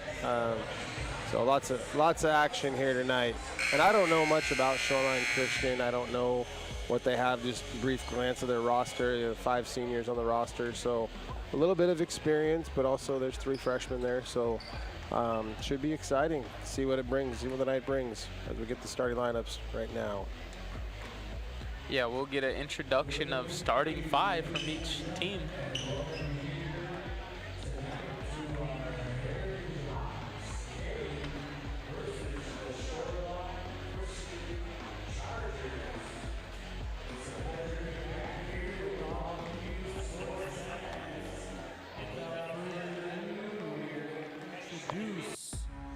Our our starters here for Shoreline Christian.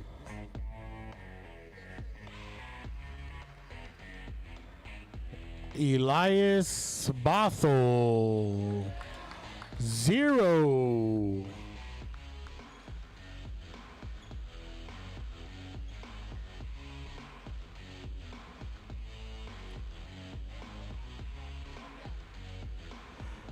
And starter number 1, Daniel Abraham.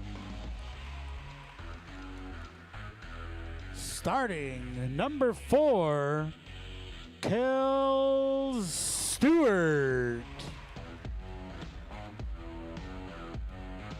Number 2, Mason Dolgren. And number 11, Lucas Brown. Now, here we go, ladies and gentlemen. The starting lineup for your Heritage Hawks. Number 4, Davian Parks.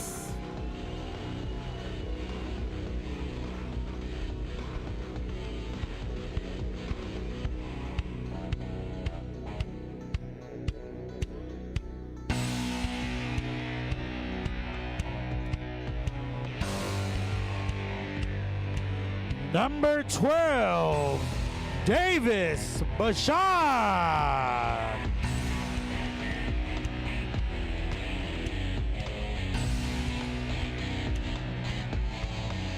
Switched out, it's Coley, so happy, number 11.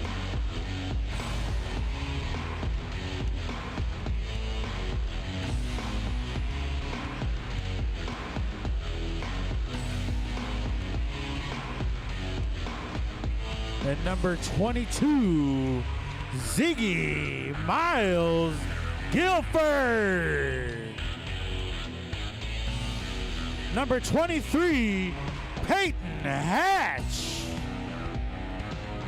And number 24, Davion Wells.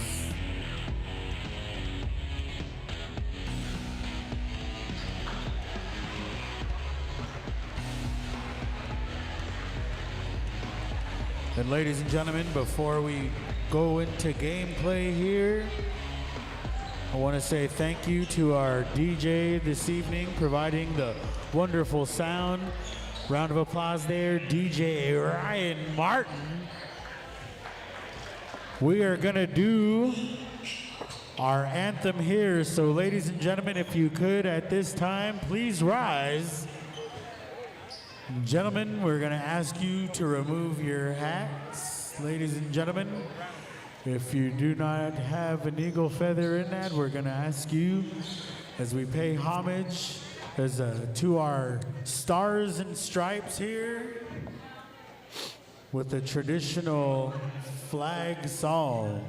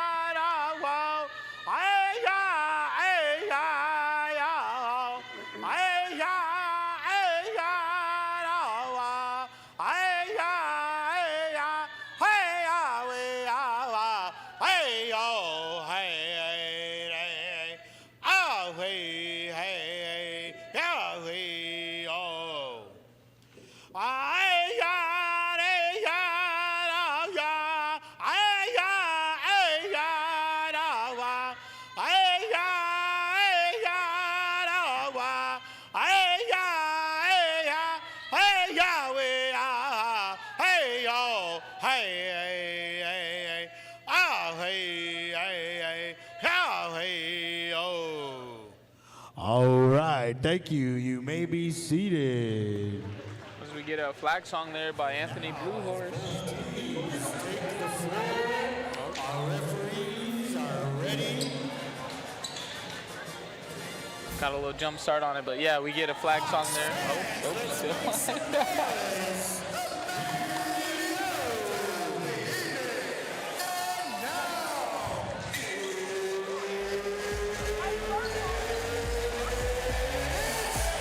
Oh man. There we go, it's turned up here as we get a great introduction by Anthony Bluehorse and DJ Ryan. And so we'll get a jump ball to open us up for Tulalip Heritage Hawks against Shoreline Christian. Oh, early tip and nearly a bucket to Davian. But Hawks extended in a press, looking to cause a turnover. And they start right out the gate with that energy, Matt. Oh yeah, right out the gate, tip, where we go, trying to score. Quick press, cause a turnover. Yeah, and they'll get a probably easy look here. Oh, Davian with a pump fake. Gets a flyby and then just a little bit too low for Ziggy flashing on the backside.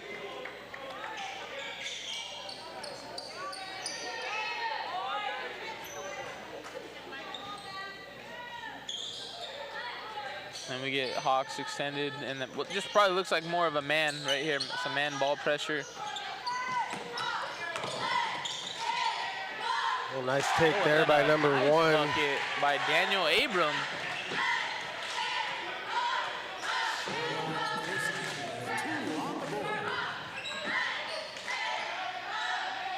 Yeah, I think maybe jersey number mixed, but I believe that's Daniel Abram.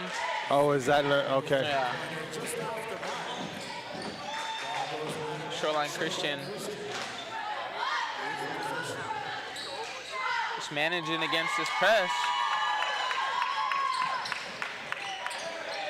Daniel Abram getting the pick. Oh, take Warren himself. Passes it out. Relocates. Oh, and it's off the mark. Davian coming down though, get some contact, and then we get a nice block there, so he'll get a foul call. Get up, get out, go score. Way to be aggressive at the hoop there. As you see Davian, who's up for Herald Athlete Player of the Week from last week's performance. So if you haven't had a chance to get out and vote, go vote for him. Love to see our kids here win that award. Yeah, I love that shout out. Kid. Love that shout out, Matt. I voted and shared, obviously, so congrats to him. Kind of hard, right? We got some state champs in there in the nominations, but yeah, great game. I believe he scored 33 points, and he's been active already, you know, on the season. Just kind of been the scoring leader, a go-to guy since last year. Yeah, a kid that's he's expressed some aspirations to play at the next level, and do everything we can to help him get there. Even if it is, you know, community college basketball, you get a chance to play at the next level, would be great for him. See the lob pass in there to Ziggy, knocked away from the backside. Peyton Hatchkin on the floor. Yeah, Heritage being active as well, trying to get it back. Obviously, it was almost a turnover, and they get a jump ball, so it'll go to Shoreline Christian though. Possession goes to Shoreline Christian. Yeah, Shoreline came to play tonight, bringing the energy, the intensity. My question is, can they sustain this for the game? Yeah, and I would say even with, like you said, there's a couple of guys I was talking about it with Officer Chira actually, with Heritage looking like they're maybe a little short-handed tonight. It's next man up. Right? It's got to be next man up for some of these young guys who've come to play. Speaking of young guys, Dev to Coley. Swings it around. Good ball movement for the Hawks. Ziggy being patient, swings it to Davian, who hits a three. To Davian. And looking to create some ball pressure. Oh, great effort, great effort. So we get a layup. Oh, nice jumper though. And it's off the mark. You know what, I like that decision there by Davian. He looked like he maybe was going to pass it to Ziggy. I think you'll see cutting on the baseline. Oh, that's a highlight of the three. But Ziggy cutting on the baseline. He pulls up. The defender goes with Ziggy, so he just, I'll shoot this ball. Yeah, patient. Oh, and then we get a steal there by Ziggy. There's number one. And a dunk, as you asked for, Matt. That's early. What I asked for. Picks his pocket. Christmas came early for Ziggy. And then a layup there by Davian in that full court pressure. Hawks extended, just man, creating some havoc, making it difficult. Good skip pass there by Shoreline Christian, but it's off, and it rushes them. Oh, and then Dev, that almost, I think he rushed that a little bit. You almost could see him set a mile away. He probably should have held up and swung it. We get a strip there by Ziggy. And an easy dunk. It's looking a little bit more bouncy these days. Yeah, well, I was talking to him about Friday at Kings. Apparently he got rim checked or something like that. And he goes, no, there's no bounce on the floor. And plus he'd been sick too. So good to see he's got his legs back. Apparently our floor has a little more bounce for him. So I'm sure we'll see a couple more. Steal there by Davian. Oh, misses it off 2 feet. Try to get a little bit of a pump fake action. Oh, Ziggy with some pressure. Oh, and strip there. And Davian leaking out. Man, he's going to have 10 points here very quickly. Yeah. He gets another layup for himself and forces Shoreline Christian to call the timeout. And oftentimes the guy that passed the ball gets forgotten about, but Dev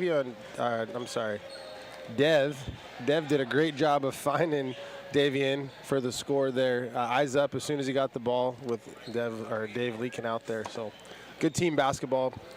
We get a roster. Yeah, and I would agree, right? Yeah, you get the ball, the loose ball, you look ahead. You created the play, obviously the score.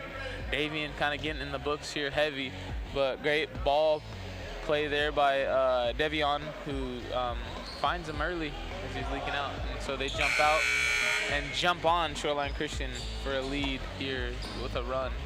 Yeah, and quite the roster there. I mean, we're not going to take the time to read everybody's name, but really a testament to Coach Sanchi and our boys getting out to create a solid program, 20, 25 kids out. Yeah, it's a great turnout, and everybody just wants to be a part of the program, right? Good, as we get a, wow, holy, away, 5 feet above the three-point line. And we'll get an and one opportunity. But I was going to say, yeah, great roster in full. I believe over 20 players, Matt? Yeah, I definitely think there's over 20 players. I know we got enough for a strong JV team and a varsity team. Yeah. And we haven't even hit full strength yet. We got a couple guys that are getting healthy and whatnot. So full strength with the whole roster would be great to see here, hopefully coming up sooner than later. Absolutely. And you said number one is Daniel Abraham, was their go-to guy. Yeah, I think the numbers might be switched, but I believe his name is Daniel Abraham.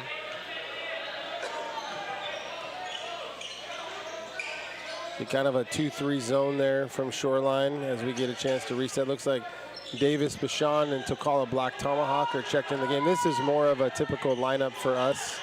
Yeah, we get, maybe Heritage kind of trying to get some of those starters in there, give them an opportunity to kind of, put this lead out front.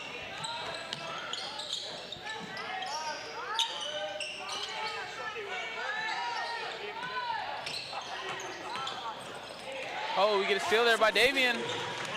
See Ziggy on the backside. I thought he wanted to throw that one. Oh, they got a travel call. He might have missed the foul before the travel. Yeah, he was trying to get rid of it. I believe he was going to get rid of it. You had Ziggy streaking on the backside there. He's looking, just wasn't able to get rid of it in time, and so it gets tapped out, maybe bobbles it, and so it turns into a turnover. I definitely don't have the better viewpoint for that call. So, yeah, 50 feet, 90, over 94 feet away from us. 90 feet behind the play doesn't count. So we get a timeout there. Yeah, nothing less than expected right now coming out with our boys. Lots of energies, Shoreline Chargers roster we see there. Just want to make note of that number is probably not correct. Number 00 is not Daniel Abraham. He's number 1. Appears to be their go-to guy, their senior leader. So I'm going to try and lock him down on the evening. Yeah, and I think you kind of made note of it with the last game, the girls team for Shoreline Christian being heavy with freshmen. We see, maybe just a few freshmen here on the Shoreline Christian roster, but a lot of seniors, and so, they're trying to bring it tonight and provide some competition for the Heritage Hawks. We'll get a snapshot of our girls there. A number of those girls pulling double duty on a game like or a night like tonight. Played a game and then go get cheer uniform on and come cheer our boys on. So that's tough work. It's tough work to be an athlete and a cheerleader at the 1B level where we're trying to recruit numbers for everything. So. Yeah, running double, like you said, double duty, but hey, kudos to them. Oh, nearly tipped away. Oh, and he stepped on the line, Shoreline Christian player. And so it'll be a turnover that goes to Heritage.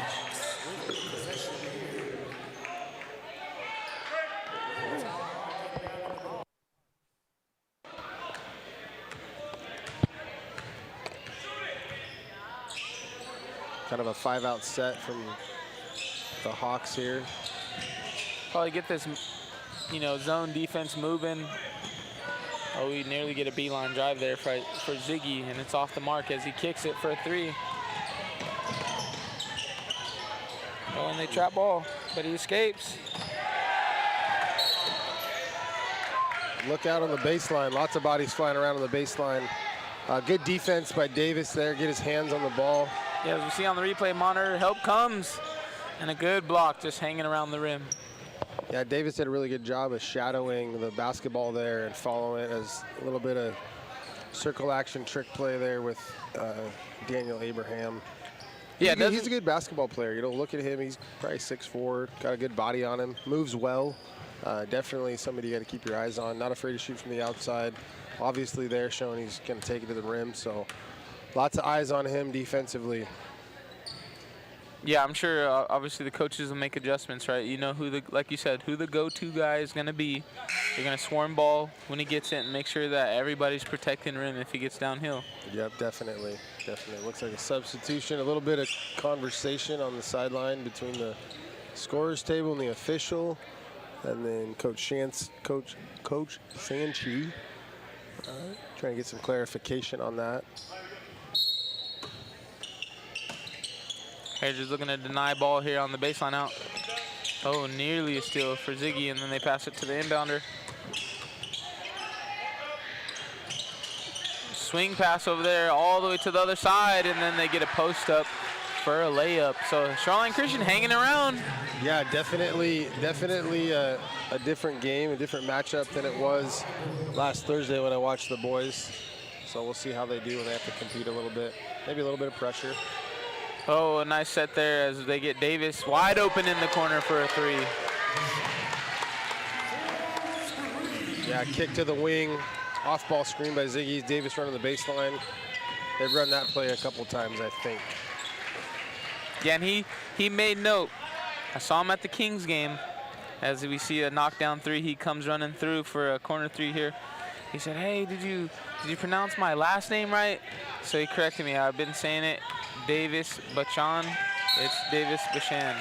Bashan. So sorry about that, family, if you're listening, as he knocks down a great 3 there.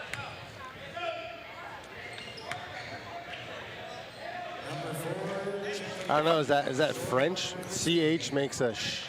I don't know. I just know I was pronouncing it wrong, and I try to do my best. And so when he told me, I'm sorry, I got to remember that. Yeah, for sure. We'll have to ask him. We'll have to do kind of a background interview. I know he's a kid that's grown up out here and played with a lot of our tribal members. Almost, you know, he may not be tribal, but he gets treated just like one of the community. Had a chance to get to know him last year. Really a great kid. Oh, ball pressure there. Slowing Shoreline Christian down as they might have had something in transition. Yeah, and I agree. Yeah, he's been around the community, played football, was a 2-sport athlete, and just has really stuck with some of the guys in this group, and has continued to grow his talents and come to the program. Oh, as we get a layup there for Davian. Yeah, if I'm a coach of Shoreline, I'm wondering why nobody's picking up number 4. He's leaked out 3 or 4 times right now, and if they want to make a difference, they need to find a way to stop that. But yeah, Davian, man, he's a guy who gets after it. He loves to run. He loves to run, loves to get out, and easy buckets. You see a moving screen there at the top. Well, and his teammates are really good about finding him too. You know, his teammates are always looking for him. We saw Dev do it. Ziggy just did it, so they know he's going. See Peyton Hatch come off the floor. Yeah, and I didn't really hear the instructions for Sean, but he was asking for some kind of adjustment, I believe defensively. Jaden Zacchius in the game. Checking in now, Josh. Looks like Joshua Davis, a freshman. We get a foul right there. Kind of a tough one away from the basket. And Heritage still extended in this pressure.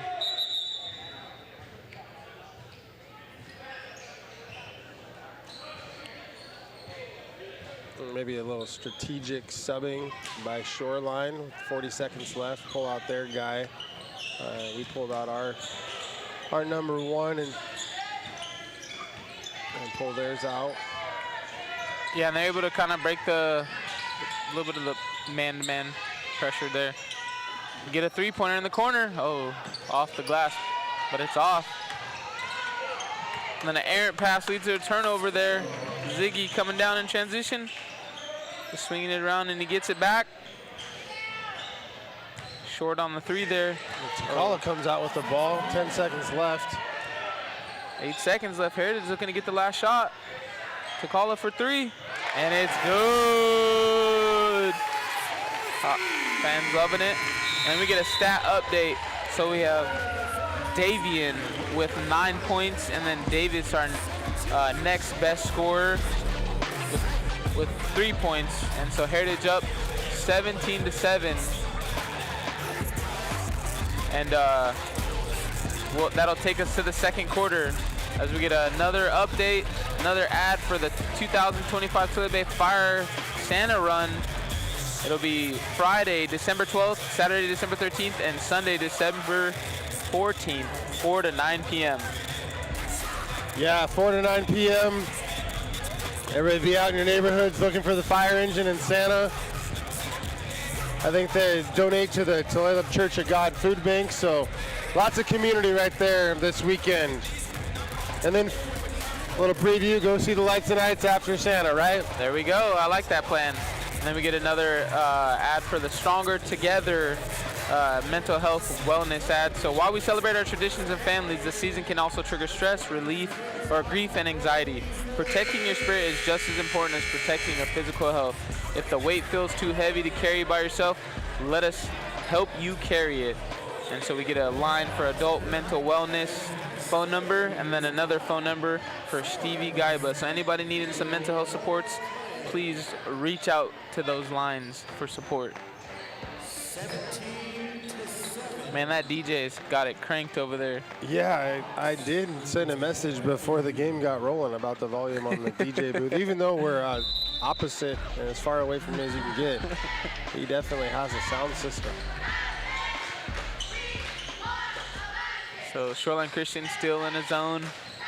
2-3 there. Heritage was with a nice, that corner three play right there.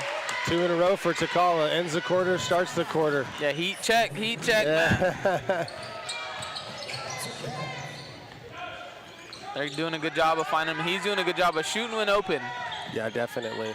You know, that play before the quarter, that was really, that possession was extended by Takala, so it was great to see him get the reward and finish out with the three. Yeah, and I like that. He finds shots within the game, does a great job, not forcing anything. He's knocked down 2, and we'll see if they find him again right here. Heritage with a good defensive possession. Oh, they find Josh early. It's off, but then we get a rebound to Jaden. And the Hawks pulling it out, swinging it around. We'll probably get a play called out. Oh, thought about it. Swings back to Davis. Davis being patient. Nice little blow by. Oh, not able to finish due to contact.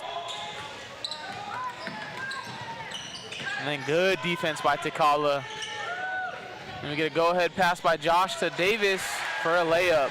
That's a great job by Josh Davis there, looking up the court. I don't know how much time he's really spent playing with, you know, our seniors, but to see him drive in and mesh in and know where to look to advance the ball is awesome to see. And we get good defense. Let's call it just a fadeaway shot. That's just better offense. Yeah. A great defense. He doesn't foul. And then on the possession before, gets a block. So kudos to him. Yep. He's doing a great job tonight. Davis being strong with the ball, gets a shot of his own mid-range, and then we get a rebound by Takala. Swings it around. Good ball movement by Heritage. Josh getting him down low. So Shoreline Christian unable to box out. Takala going to the bucket for a floater. Oh, and then a crash there by Ziggy, and he gets a layup of his own.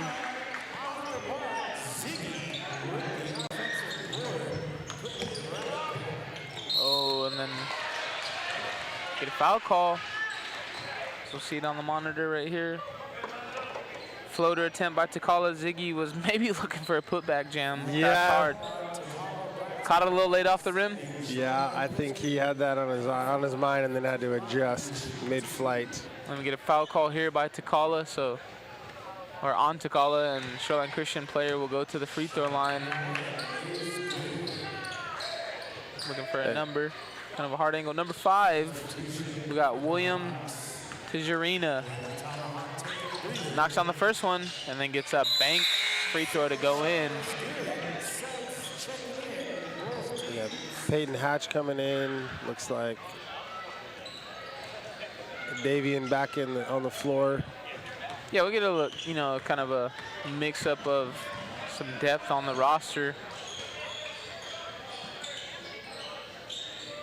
3 ball there for Josh is good. Yeah. That's more like the Josh Davis we're expecting, I think. The first shot was a little off. The freshman jitters get out of the way, and then now let's lock in, right? Oh, we get a deep 3. Active hands there by Heritage, almost a steal. And then a good rebound there, a good strong rebound by Josh. He gives it up to Davian. I believe Heritage is gonna get into their offense. Skip pass. Oh, and then Josh throws it away though.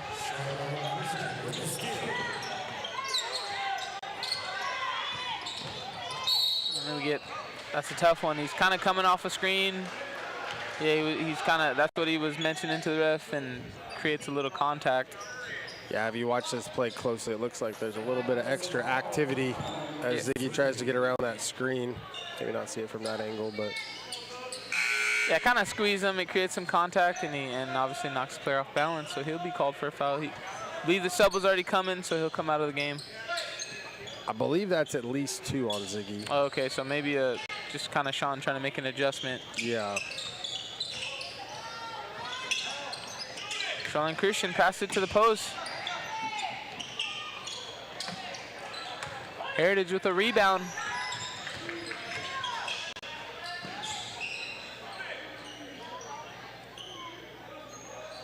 They're swinging it around, just being patient. Yeah, the one thing about our new location that is not as convenient is we used to be able to look down to Annie or look down to whoever's at the book and just get a little bit of a foul count or, you know, point count or whatever. But now we're on the island. Yeah, we're kind of on our island over here. Literally the Roland Island countertop.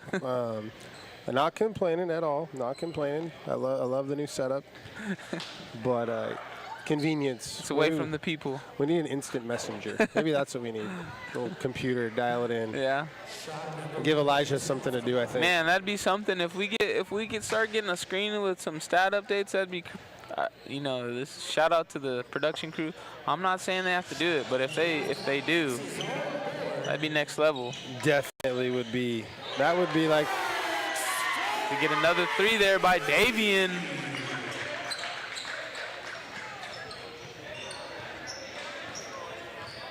And Hawks just really got everything rolling on offense now. Oh. Nearly a turnover. Oh, what an go-ahead layup. What an acrobatic, athletic play that was right there by Davian Parks. Yeah, he's doing a great job. He's getting out in transition. Anybody watching this game live at home, if you have not voted for Davian Parks on the HeraldNet Athlete of the Week, that play might have secured it right there. As we get some future Hawks basketball players giving us a little shout out. There's a winter potlatch coming up, winter potlatch gifting event. Lots of awesome things there. Looks like from 5 to 8:30 p.m. on December 17th.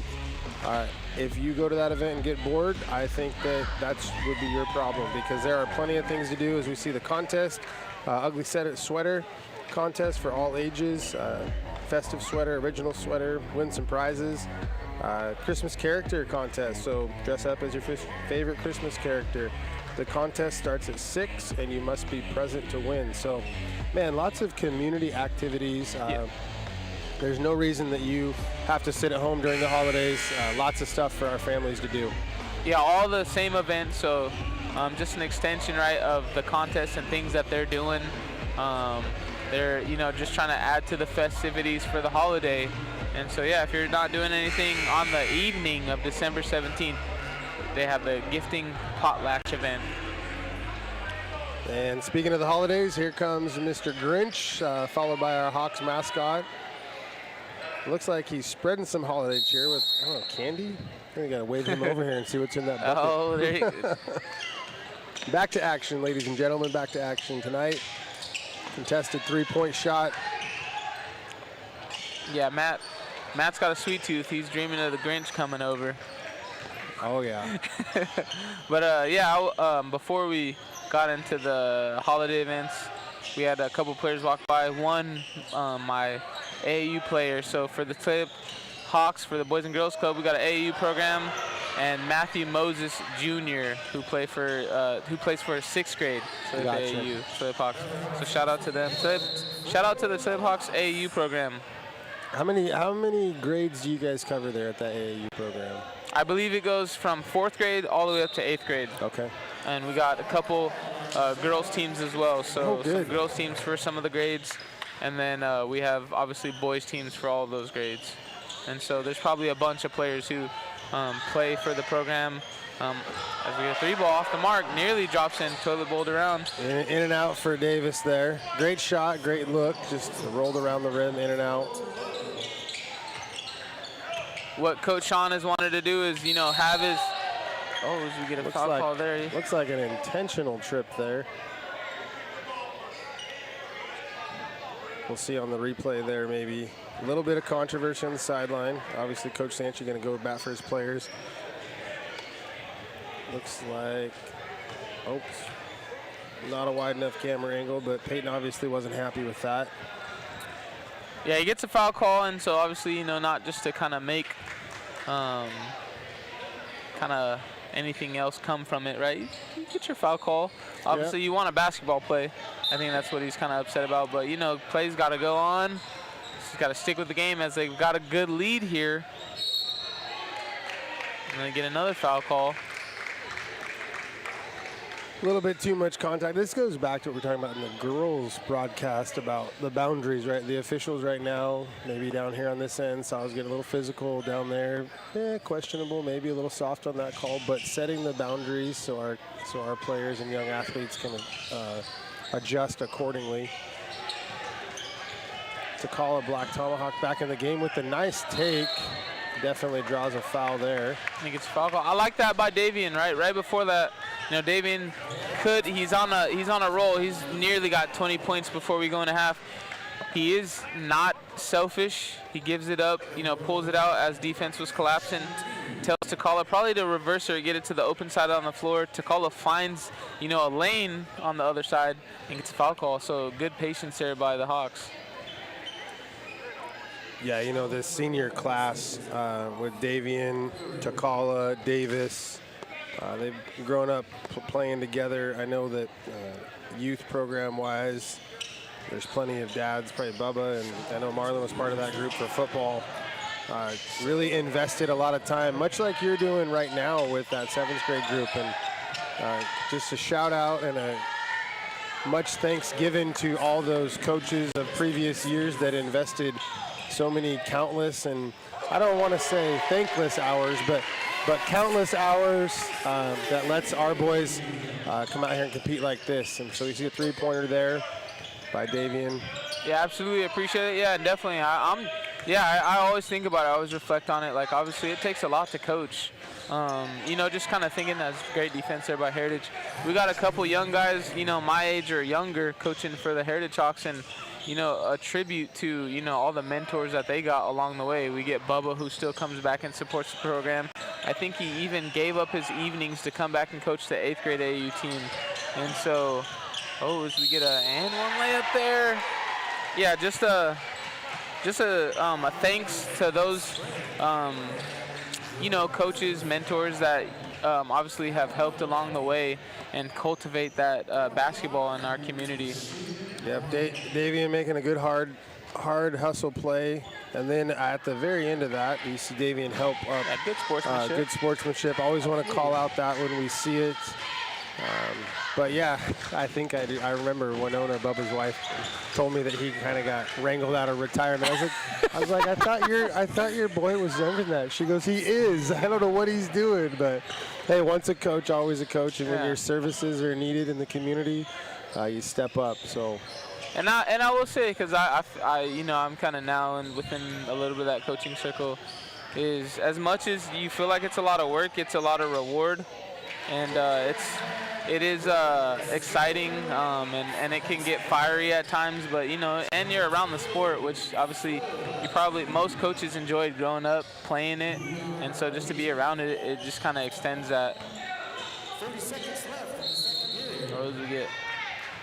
There you see Takala with the drive in the dish. The foul is called on the pass attempt. Looked like Shoreline was trying to put together a little bit of some momentum shift, but Heritage, you know, they haven't been able to stop him from scoring. Oh, they're going to give him the shot on that one, which is, I'm not complaining. He was in the air, I believe. I don't know if it looked like he was passing it. Yeah, Davis was right on the short corner, but hey, we'll give it. We'll take whatever we can get here.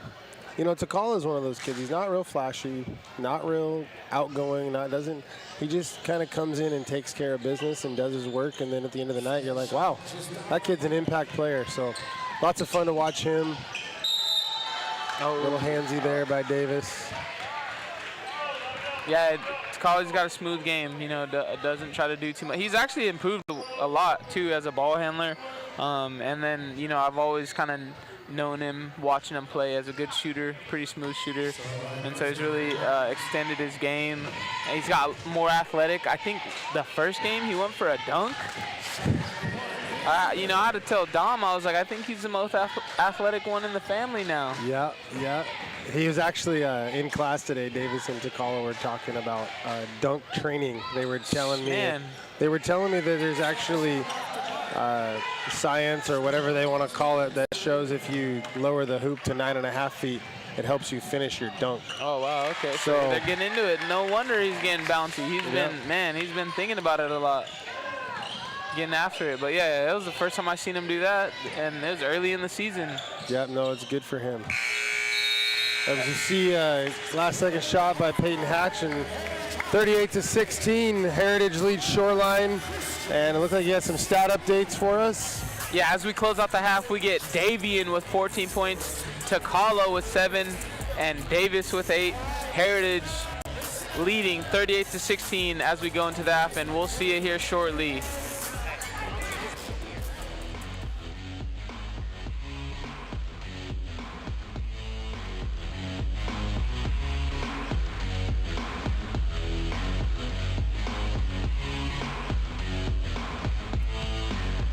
Welcome to the halftime show, where we are going to recap what happened this weekend in the WIAA State Football Tournament at Husky Stadium alongside Diamante. What a great weekend we got to witness this weekend. You can see here Kashmir against Royal. Huge game with Kashmir going really into Royal. Just a great overall game. Yeah, it was a lot of back and forth, man. It came down to the wire, and so a super exciting game to watch and to witness as we had a fellow tribal member, you know, not only be in the game, but got himself a touchdown, as you see there. Jacoby Tate Jacoby Tate was all over the field, but Royal did a great job keeping the game inside the distance, going for long runs. Jones takes it to the sideline, makes it a 14-14 game, goes up actually here in the late quarter. Kashmir does a great job, gets it to child member Jacoby Tate up to the sideline. Huge play to bring them in within the distance. This championship game here, guys. Kashmir Bulldogs go all the way to the 10-yard line and setting up a possible touchdown, but turned over very quickly. Royal goes in, but Kashmir dials back in, gets it to the wide receiver, goes in, has a chance, tie it up right here. They do. QB of Kashmir ties it up, but goes for two to take down the 6-time defending champions. Just falls short just a little bit. Man, what a game. Like you said, a lot of back and forth, and just unfortunately Royal was able to dial it up at the end, score there after they got ahead, and then on top of that, Kashmir wasn't able to jump back in front. And that wasn't the only game going on this weekend. We had Archbishop Murphy taking on Tumwater, a very heated rivalry game in the 2A division. Wide receiver taking it. Archbishop scores first. Yeah, Henry Gabala with a big play there for a score. Then they get a touchdown there. Archbishop doing it all over the ground game, getting involved here early, taking the early lead, making sure, keeping Tumwater on their toes. You could see fans just loving every second of it here at UW Stadium. Tumwater does not bend, but Logan Freiberg bends it all the way. What a play. Just turns the ball over, almost lost for words, gets a huge statement sack there for Archbishop, and they go ahead and take those points. But Tumwater climbs back, makes it a 1-touchdown game. Can they climb back?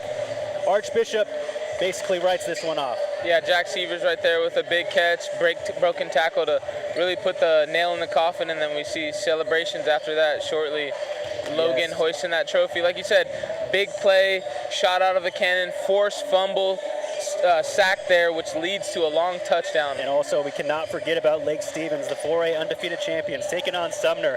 McGee all over the field for them here against Lake Stevens. But Lake Stevens keeps it a game, one of the best high school games I think I've seen. What was your takes on this one? Man, it was great. Not only the best game, but probably the best individual performance. You know, Lake Stevens was up a juggernaut, and Lance McGee, he really didn't show that the first time they played earlier this year, but he scored 6 touchdowns, 400 yards, and Lake Stevens, they stayed with it. They climbed back in. It almost looked like it was going to slip away, and then it went to OT, and it was anyone's game. Lake Stevens gets that first possession. They're not able to capitalize, and, as we'll see here on the highlight, Lance McGee proved to be too much.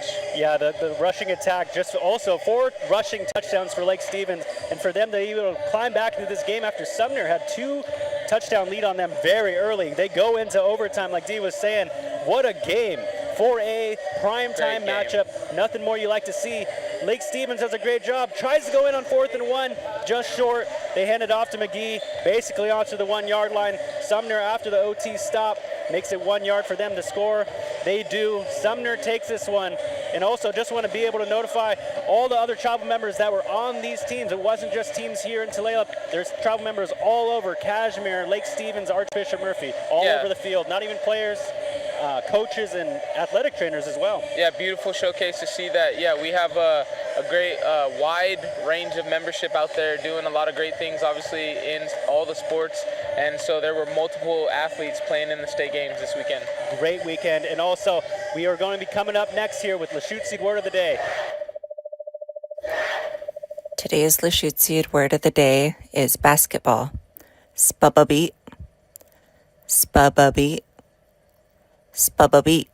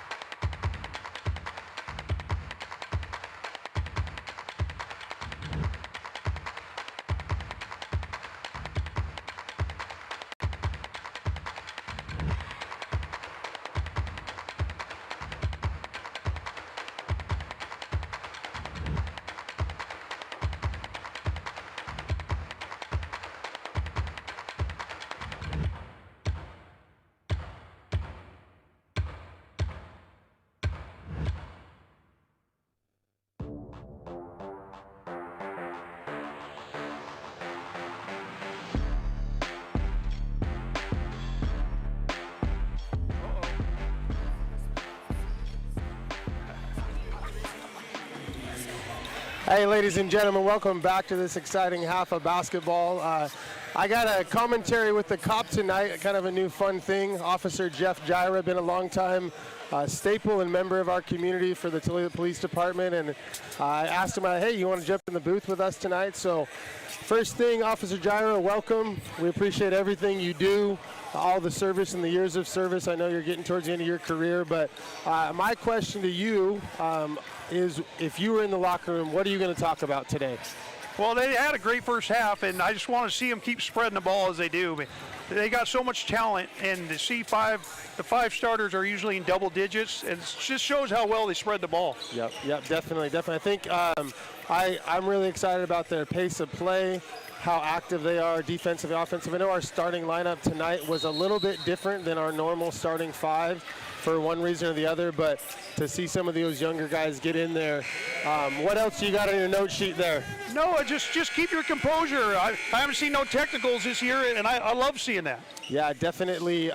We've had some things in the past years trying to deal with that, and definitely much better composure. Even last week, I had a chance to go in and help the officials at the end of the game, get in their room and everything, and I just checked in. I was like, how was it? And lots of smiles on the officials' faces.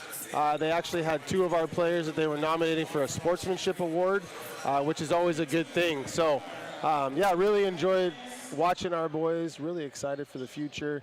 And we're going to let you kind of see what the broadcast booth's like until probably the first whistle, first time out, or dead ball. So how's life otherwise going for you out there in the community? Anything this weekend or this week with the weather or anything like that? Just busy with the floods and the holiday lights. It's a busy time of year right before the holidays, but getting away and watching a game is refreshing. Well, and I know that I always enjoy seeing you at the games. I know that it's a different way to be in the community, to show your support for our student athletes, build relationships. As we see the ball go out of bounds and a quick turnover there, Hawks ball coming the other way. Looks like we have more of our typical starting lineup. Davian, ball to Ziggy there to call a run on the baseline. Davis with a nice 3-point. There's another 3-ball. And now I know this is your first time in the booth, but I'm going to say in your first 2 minutes, you're doing a great job going with the flow of the game. Anything that you see, feel free to cut me off. I'm in here all the time, so cut me off. And but yeah, the holiday lights, really a busy time for you guys, traffic control. It's good defense, hands are up. Yeah, and that number 0 is what he's listed on the playground. Daniel Abraham, their big senior for Shoreline. At the beginning of the game, I thought, wow, Shoreline came to play, but obviously we kind of shut the door on that with our pretty expansive lead. There it is. That's a pretty shot. Well, I have plugged this twice already, but I'm going to plug it again because I want to see our kids doing great things, get recognized. Davian is actually up for Herald Athlete Player of the Week. I know there's a lot of people on there with state championship football just happening, but plug for him. Oh, man. Oh, look at this.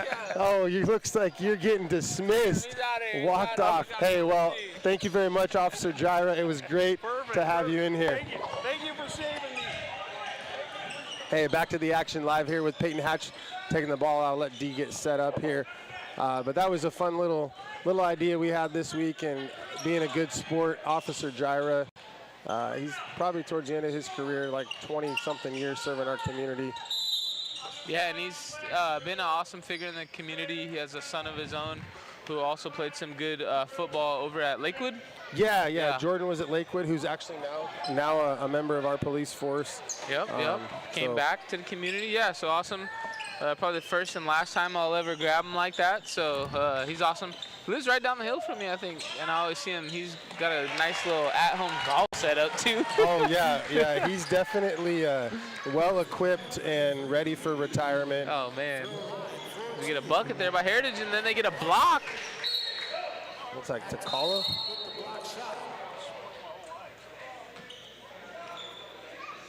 Yeah, Jira looks like he's tall enough to play some ball back in the day. I think he was probably a pretty good athlete. Okay. I know he is a guy that really values fitness throughout the Yeah, he's a entire runner, life. avid runner. I mean, you grabbed his arm. You said you weren't going to do it again, so Oh, it must no, mean I'm good something. off that. Yeah. I think that Tony Hatch tells me that they used to do a lot of kind of like training, maybe some MMA back in the day. So, you know, I'm not a pretend tough guy. Like, I'm good. So, yeah, I trust him. No need to grab him or rough him up. So we get a swing for a 3-ball for Peyton Hatch. Hawks turning it on as they're up by 41 here in the third.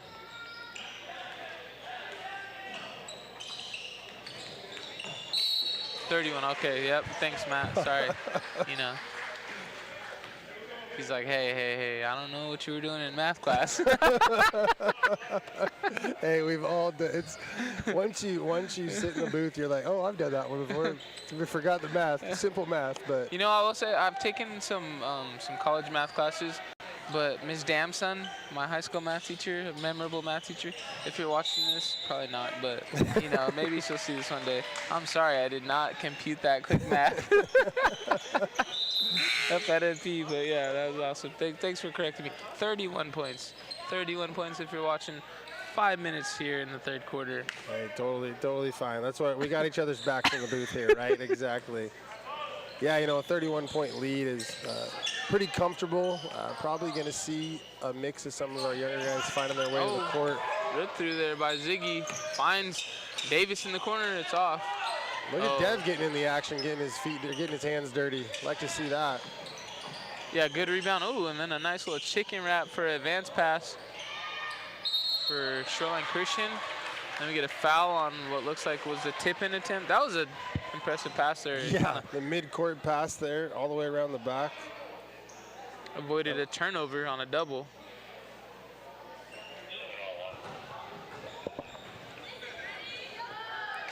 We get a foul for Shoreline Christian, player number 0. So I believe this would be Ivo Rivera at the free throw line. I think you are probably correct there. And the Hawks cheerleading squad, loud and proud right now.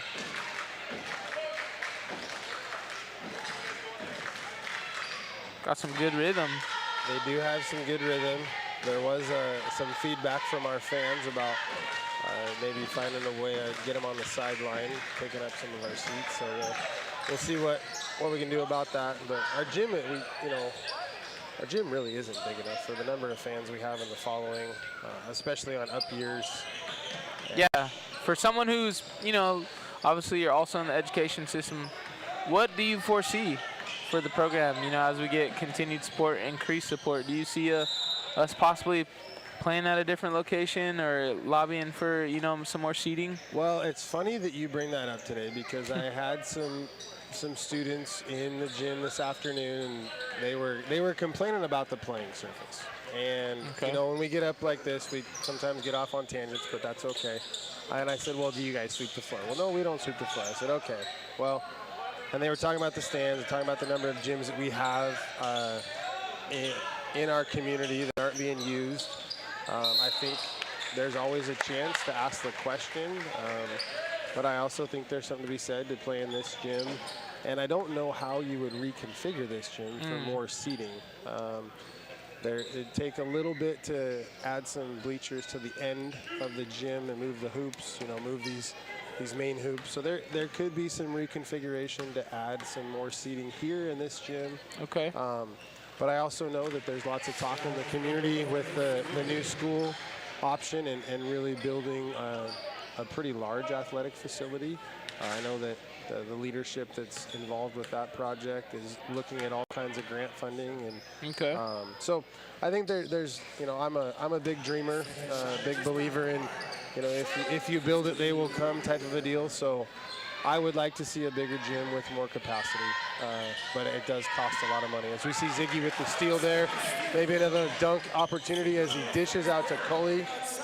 So I think it was a smart play, right? You don't want to get caught in the air. Maybe something funky happened, so he passes it out.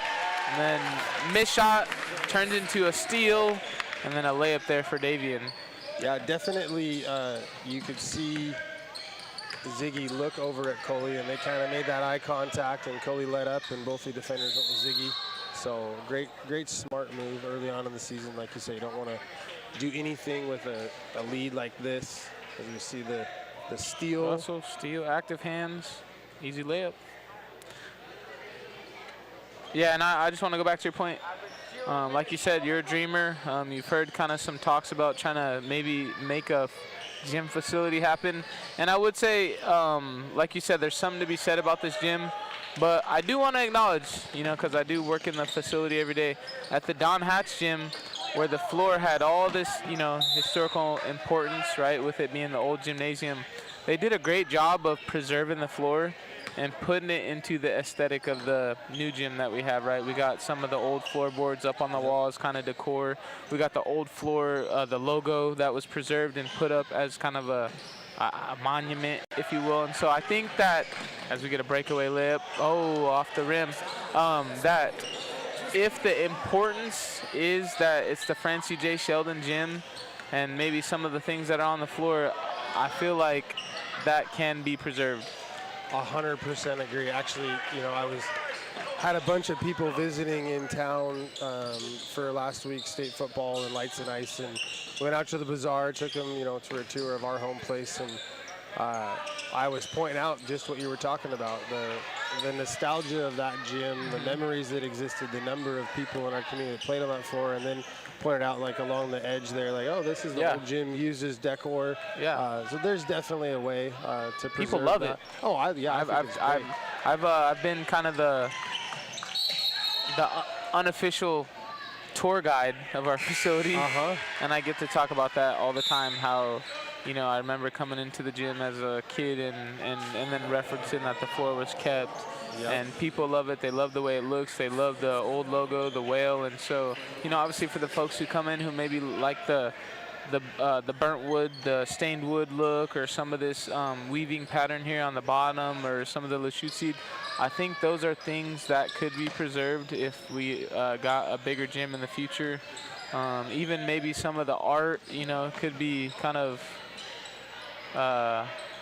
reprinted, if you will, or I don't know if you could repaint it, but reprinted in some way, preserved to go up on a new gym. As we get a 3-ball there by Josh Davis. And I know we're fans getting excited. I know we're deep off into a tangent, but I just asked you because it would be awesome, obviously, as we get more fans, to see, you know, these kids get to play in front of a big crowd. Like at Kings, when they went to play, that gym was pretty big, and so it was probably some of them's first opportunity to play in front of a crowd that size. Yeah, definitely. I did not get a chance to make that trip, but it sounds like you did, and they have a larger, they're a 1A school, obviously, so a little bit bigger school.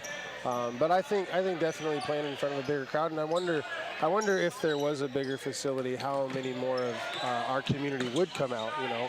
Maybe if people are staying home because they know we're going to broadcast. Yeah, right. Deb with a nice mid-range jumper there. What's this? We're putting it out in the universe, so to speak, Matt. Put it out there in the universe. We're just dreaming. We're just trying to manifest something. Yeah, totally. Well, if you don't talk about it, it never even could happen, right? Like, yeah, absolutely. There's lots of ideas that people throw out there, as we see a foul on Coley as he attempts to drive to the hole. Yeah, nice little triple threat. He was looking for maybe to get his defender off his feet, and then a strong drive. He gets a foul call. Yeah, last weekend, like I was saying, had a bunch of people in town. My girlfriend, or my son's girlfriend is Colville descendancy. Her dad grew up on the Colville reservation, so I got to take them on a tour, and you know, there's a lot of comparison, contrast from which happened. They have a 3-ball by Josh. But really interested in the history of the area and get to show off some of the bright spots of our reservation. So I like playing tour guide for anybody that comes to visit. It's just it's an opportunity to honor the past, if you will, right? Yeah, absolutely, absolutely. You know, sometimes it's, you know, just to hear people's reactions, and, you know, obviously you get kind of regrounded in why you're so fortunate. It's awesome too. So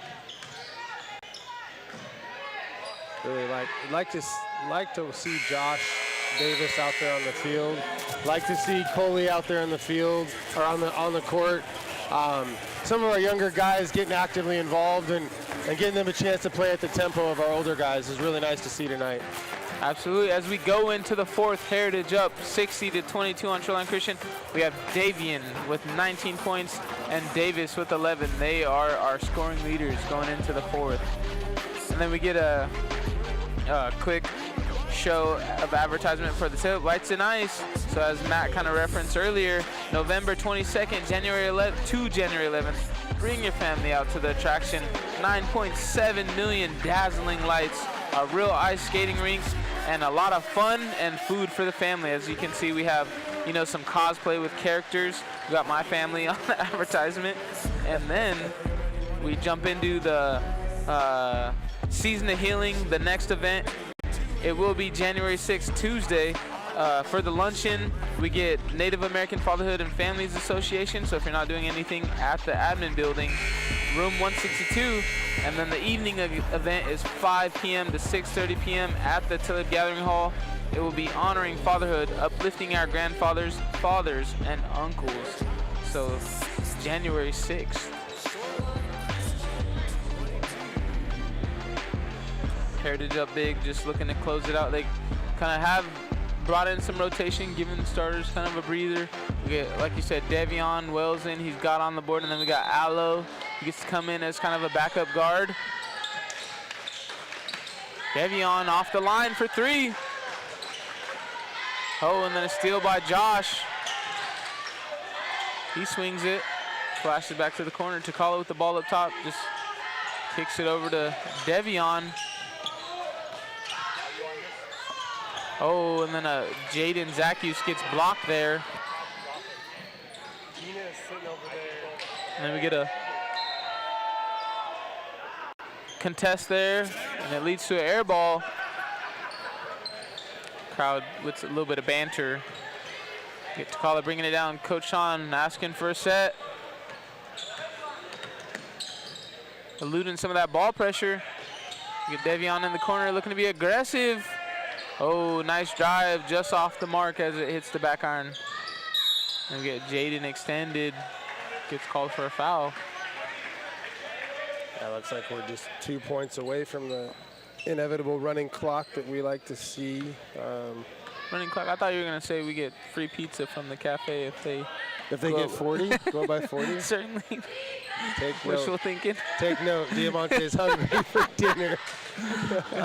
Well, it's a quick turn. It's a quick turnaround for us. You know, 10 minutes to go take care of some things because we're stuck in the booth for the entirety of the game. But Heritage advances up the court. Doesn't see anything they like, so they go swinging it around.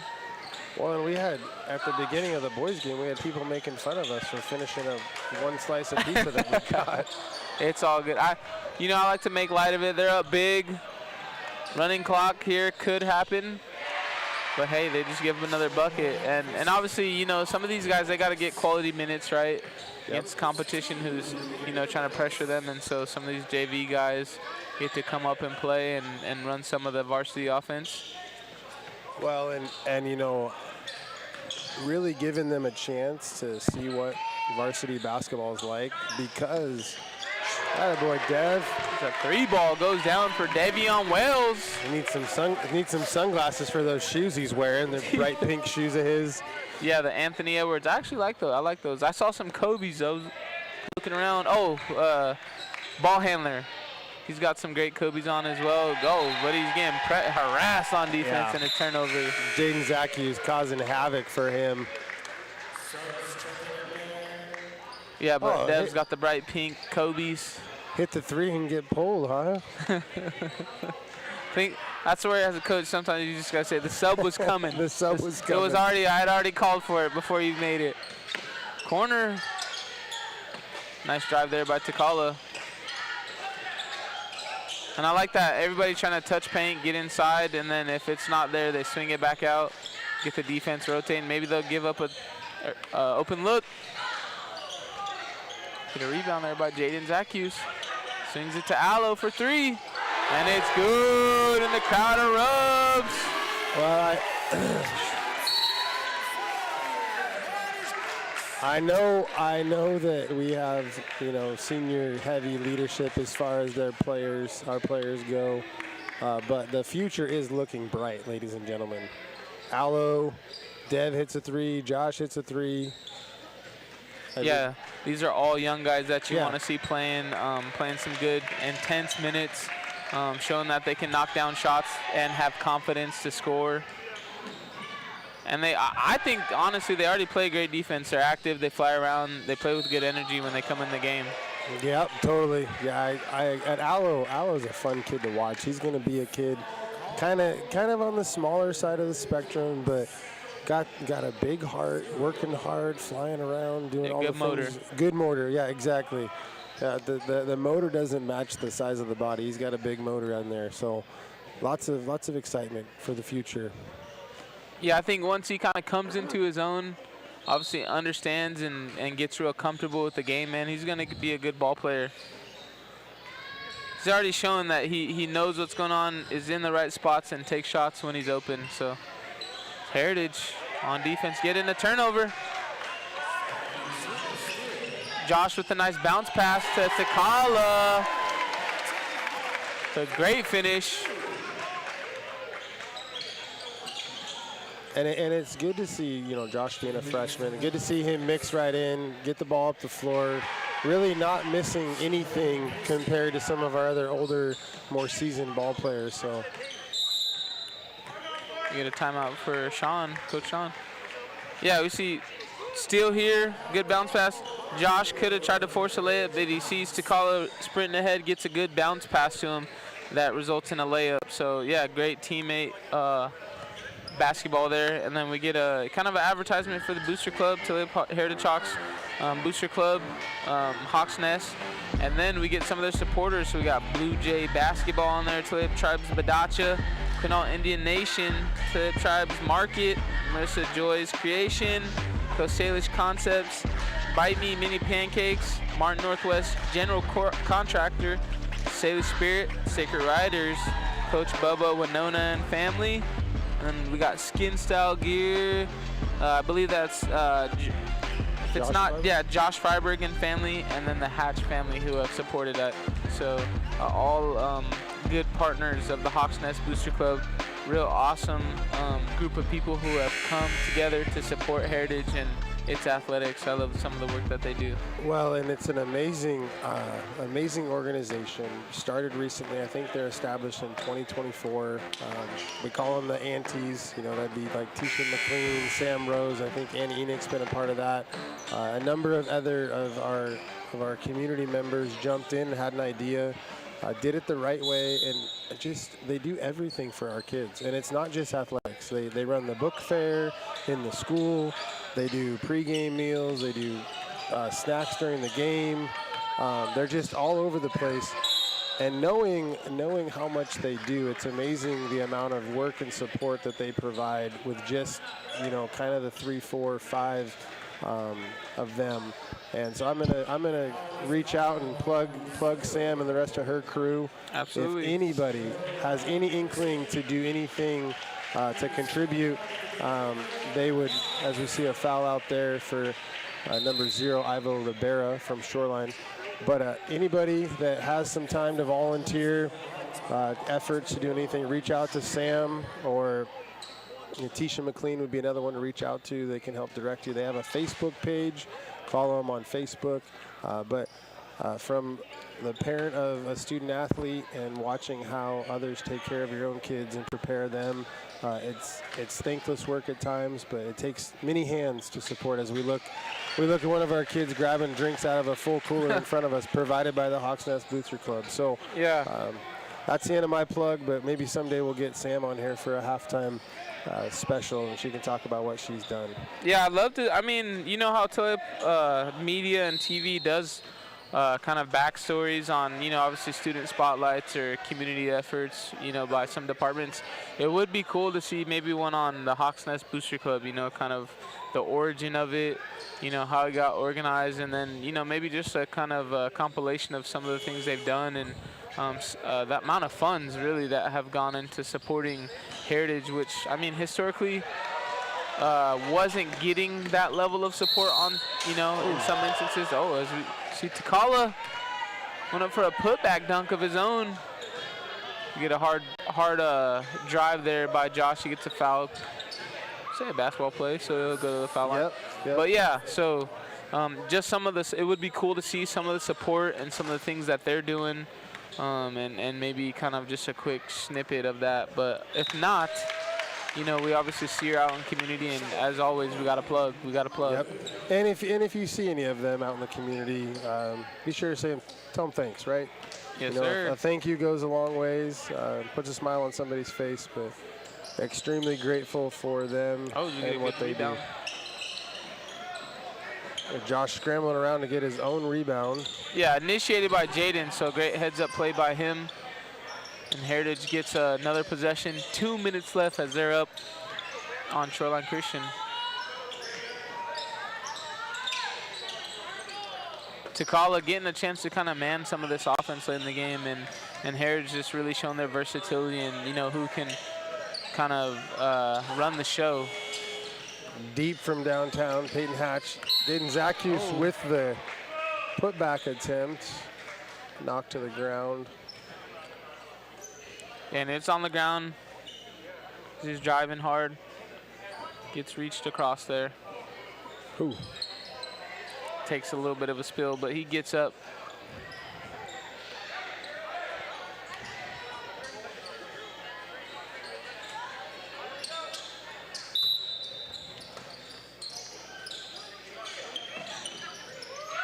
Oh, and then we get a 3-ball by Takala.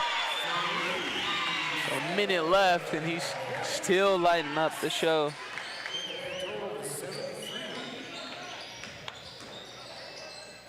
Get a fadeaway jumper there by number 1, Daniel Abraham. Heritage still running with some full steam, getting down the court. They get a 3-ball by Peyton Hatch. Just under 40 seconds here, and Heritage just really putting a stamp on it. Yeah. You shoot. Everybody can shoot. You know, the depth of this roster and this bench really amazes me for, you know, a small 1B school, relatively small, right?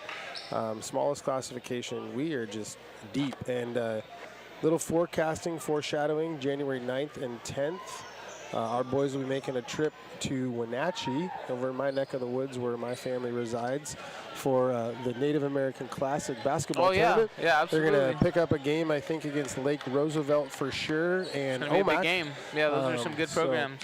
So it'll be good to see them travel on the road, get in front of some college coaches. So I don't have a schedule for what the rest of the next week looks like for them, but always great being with you, Diamante. Always have a lot of fun in here.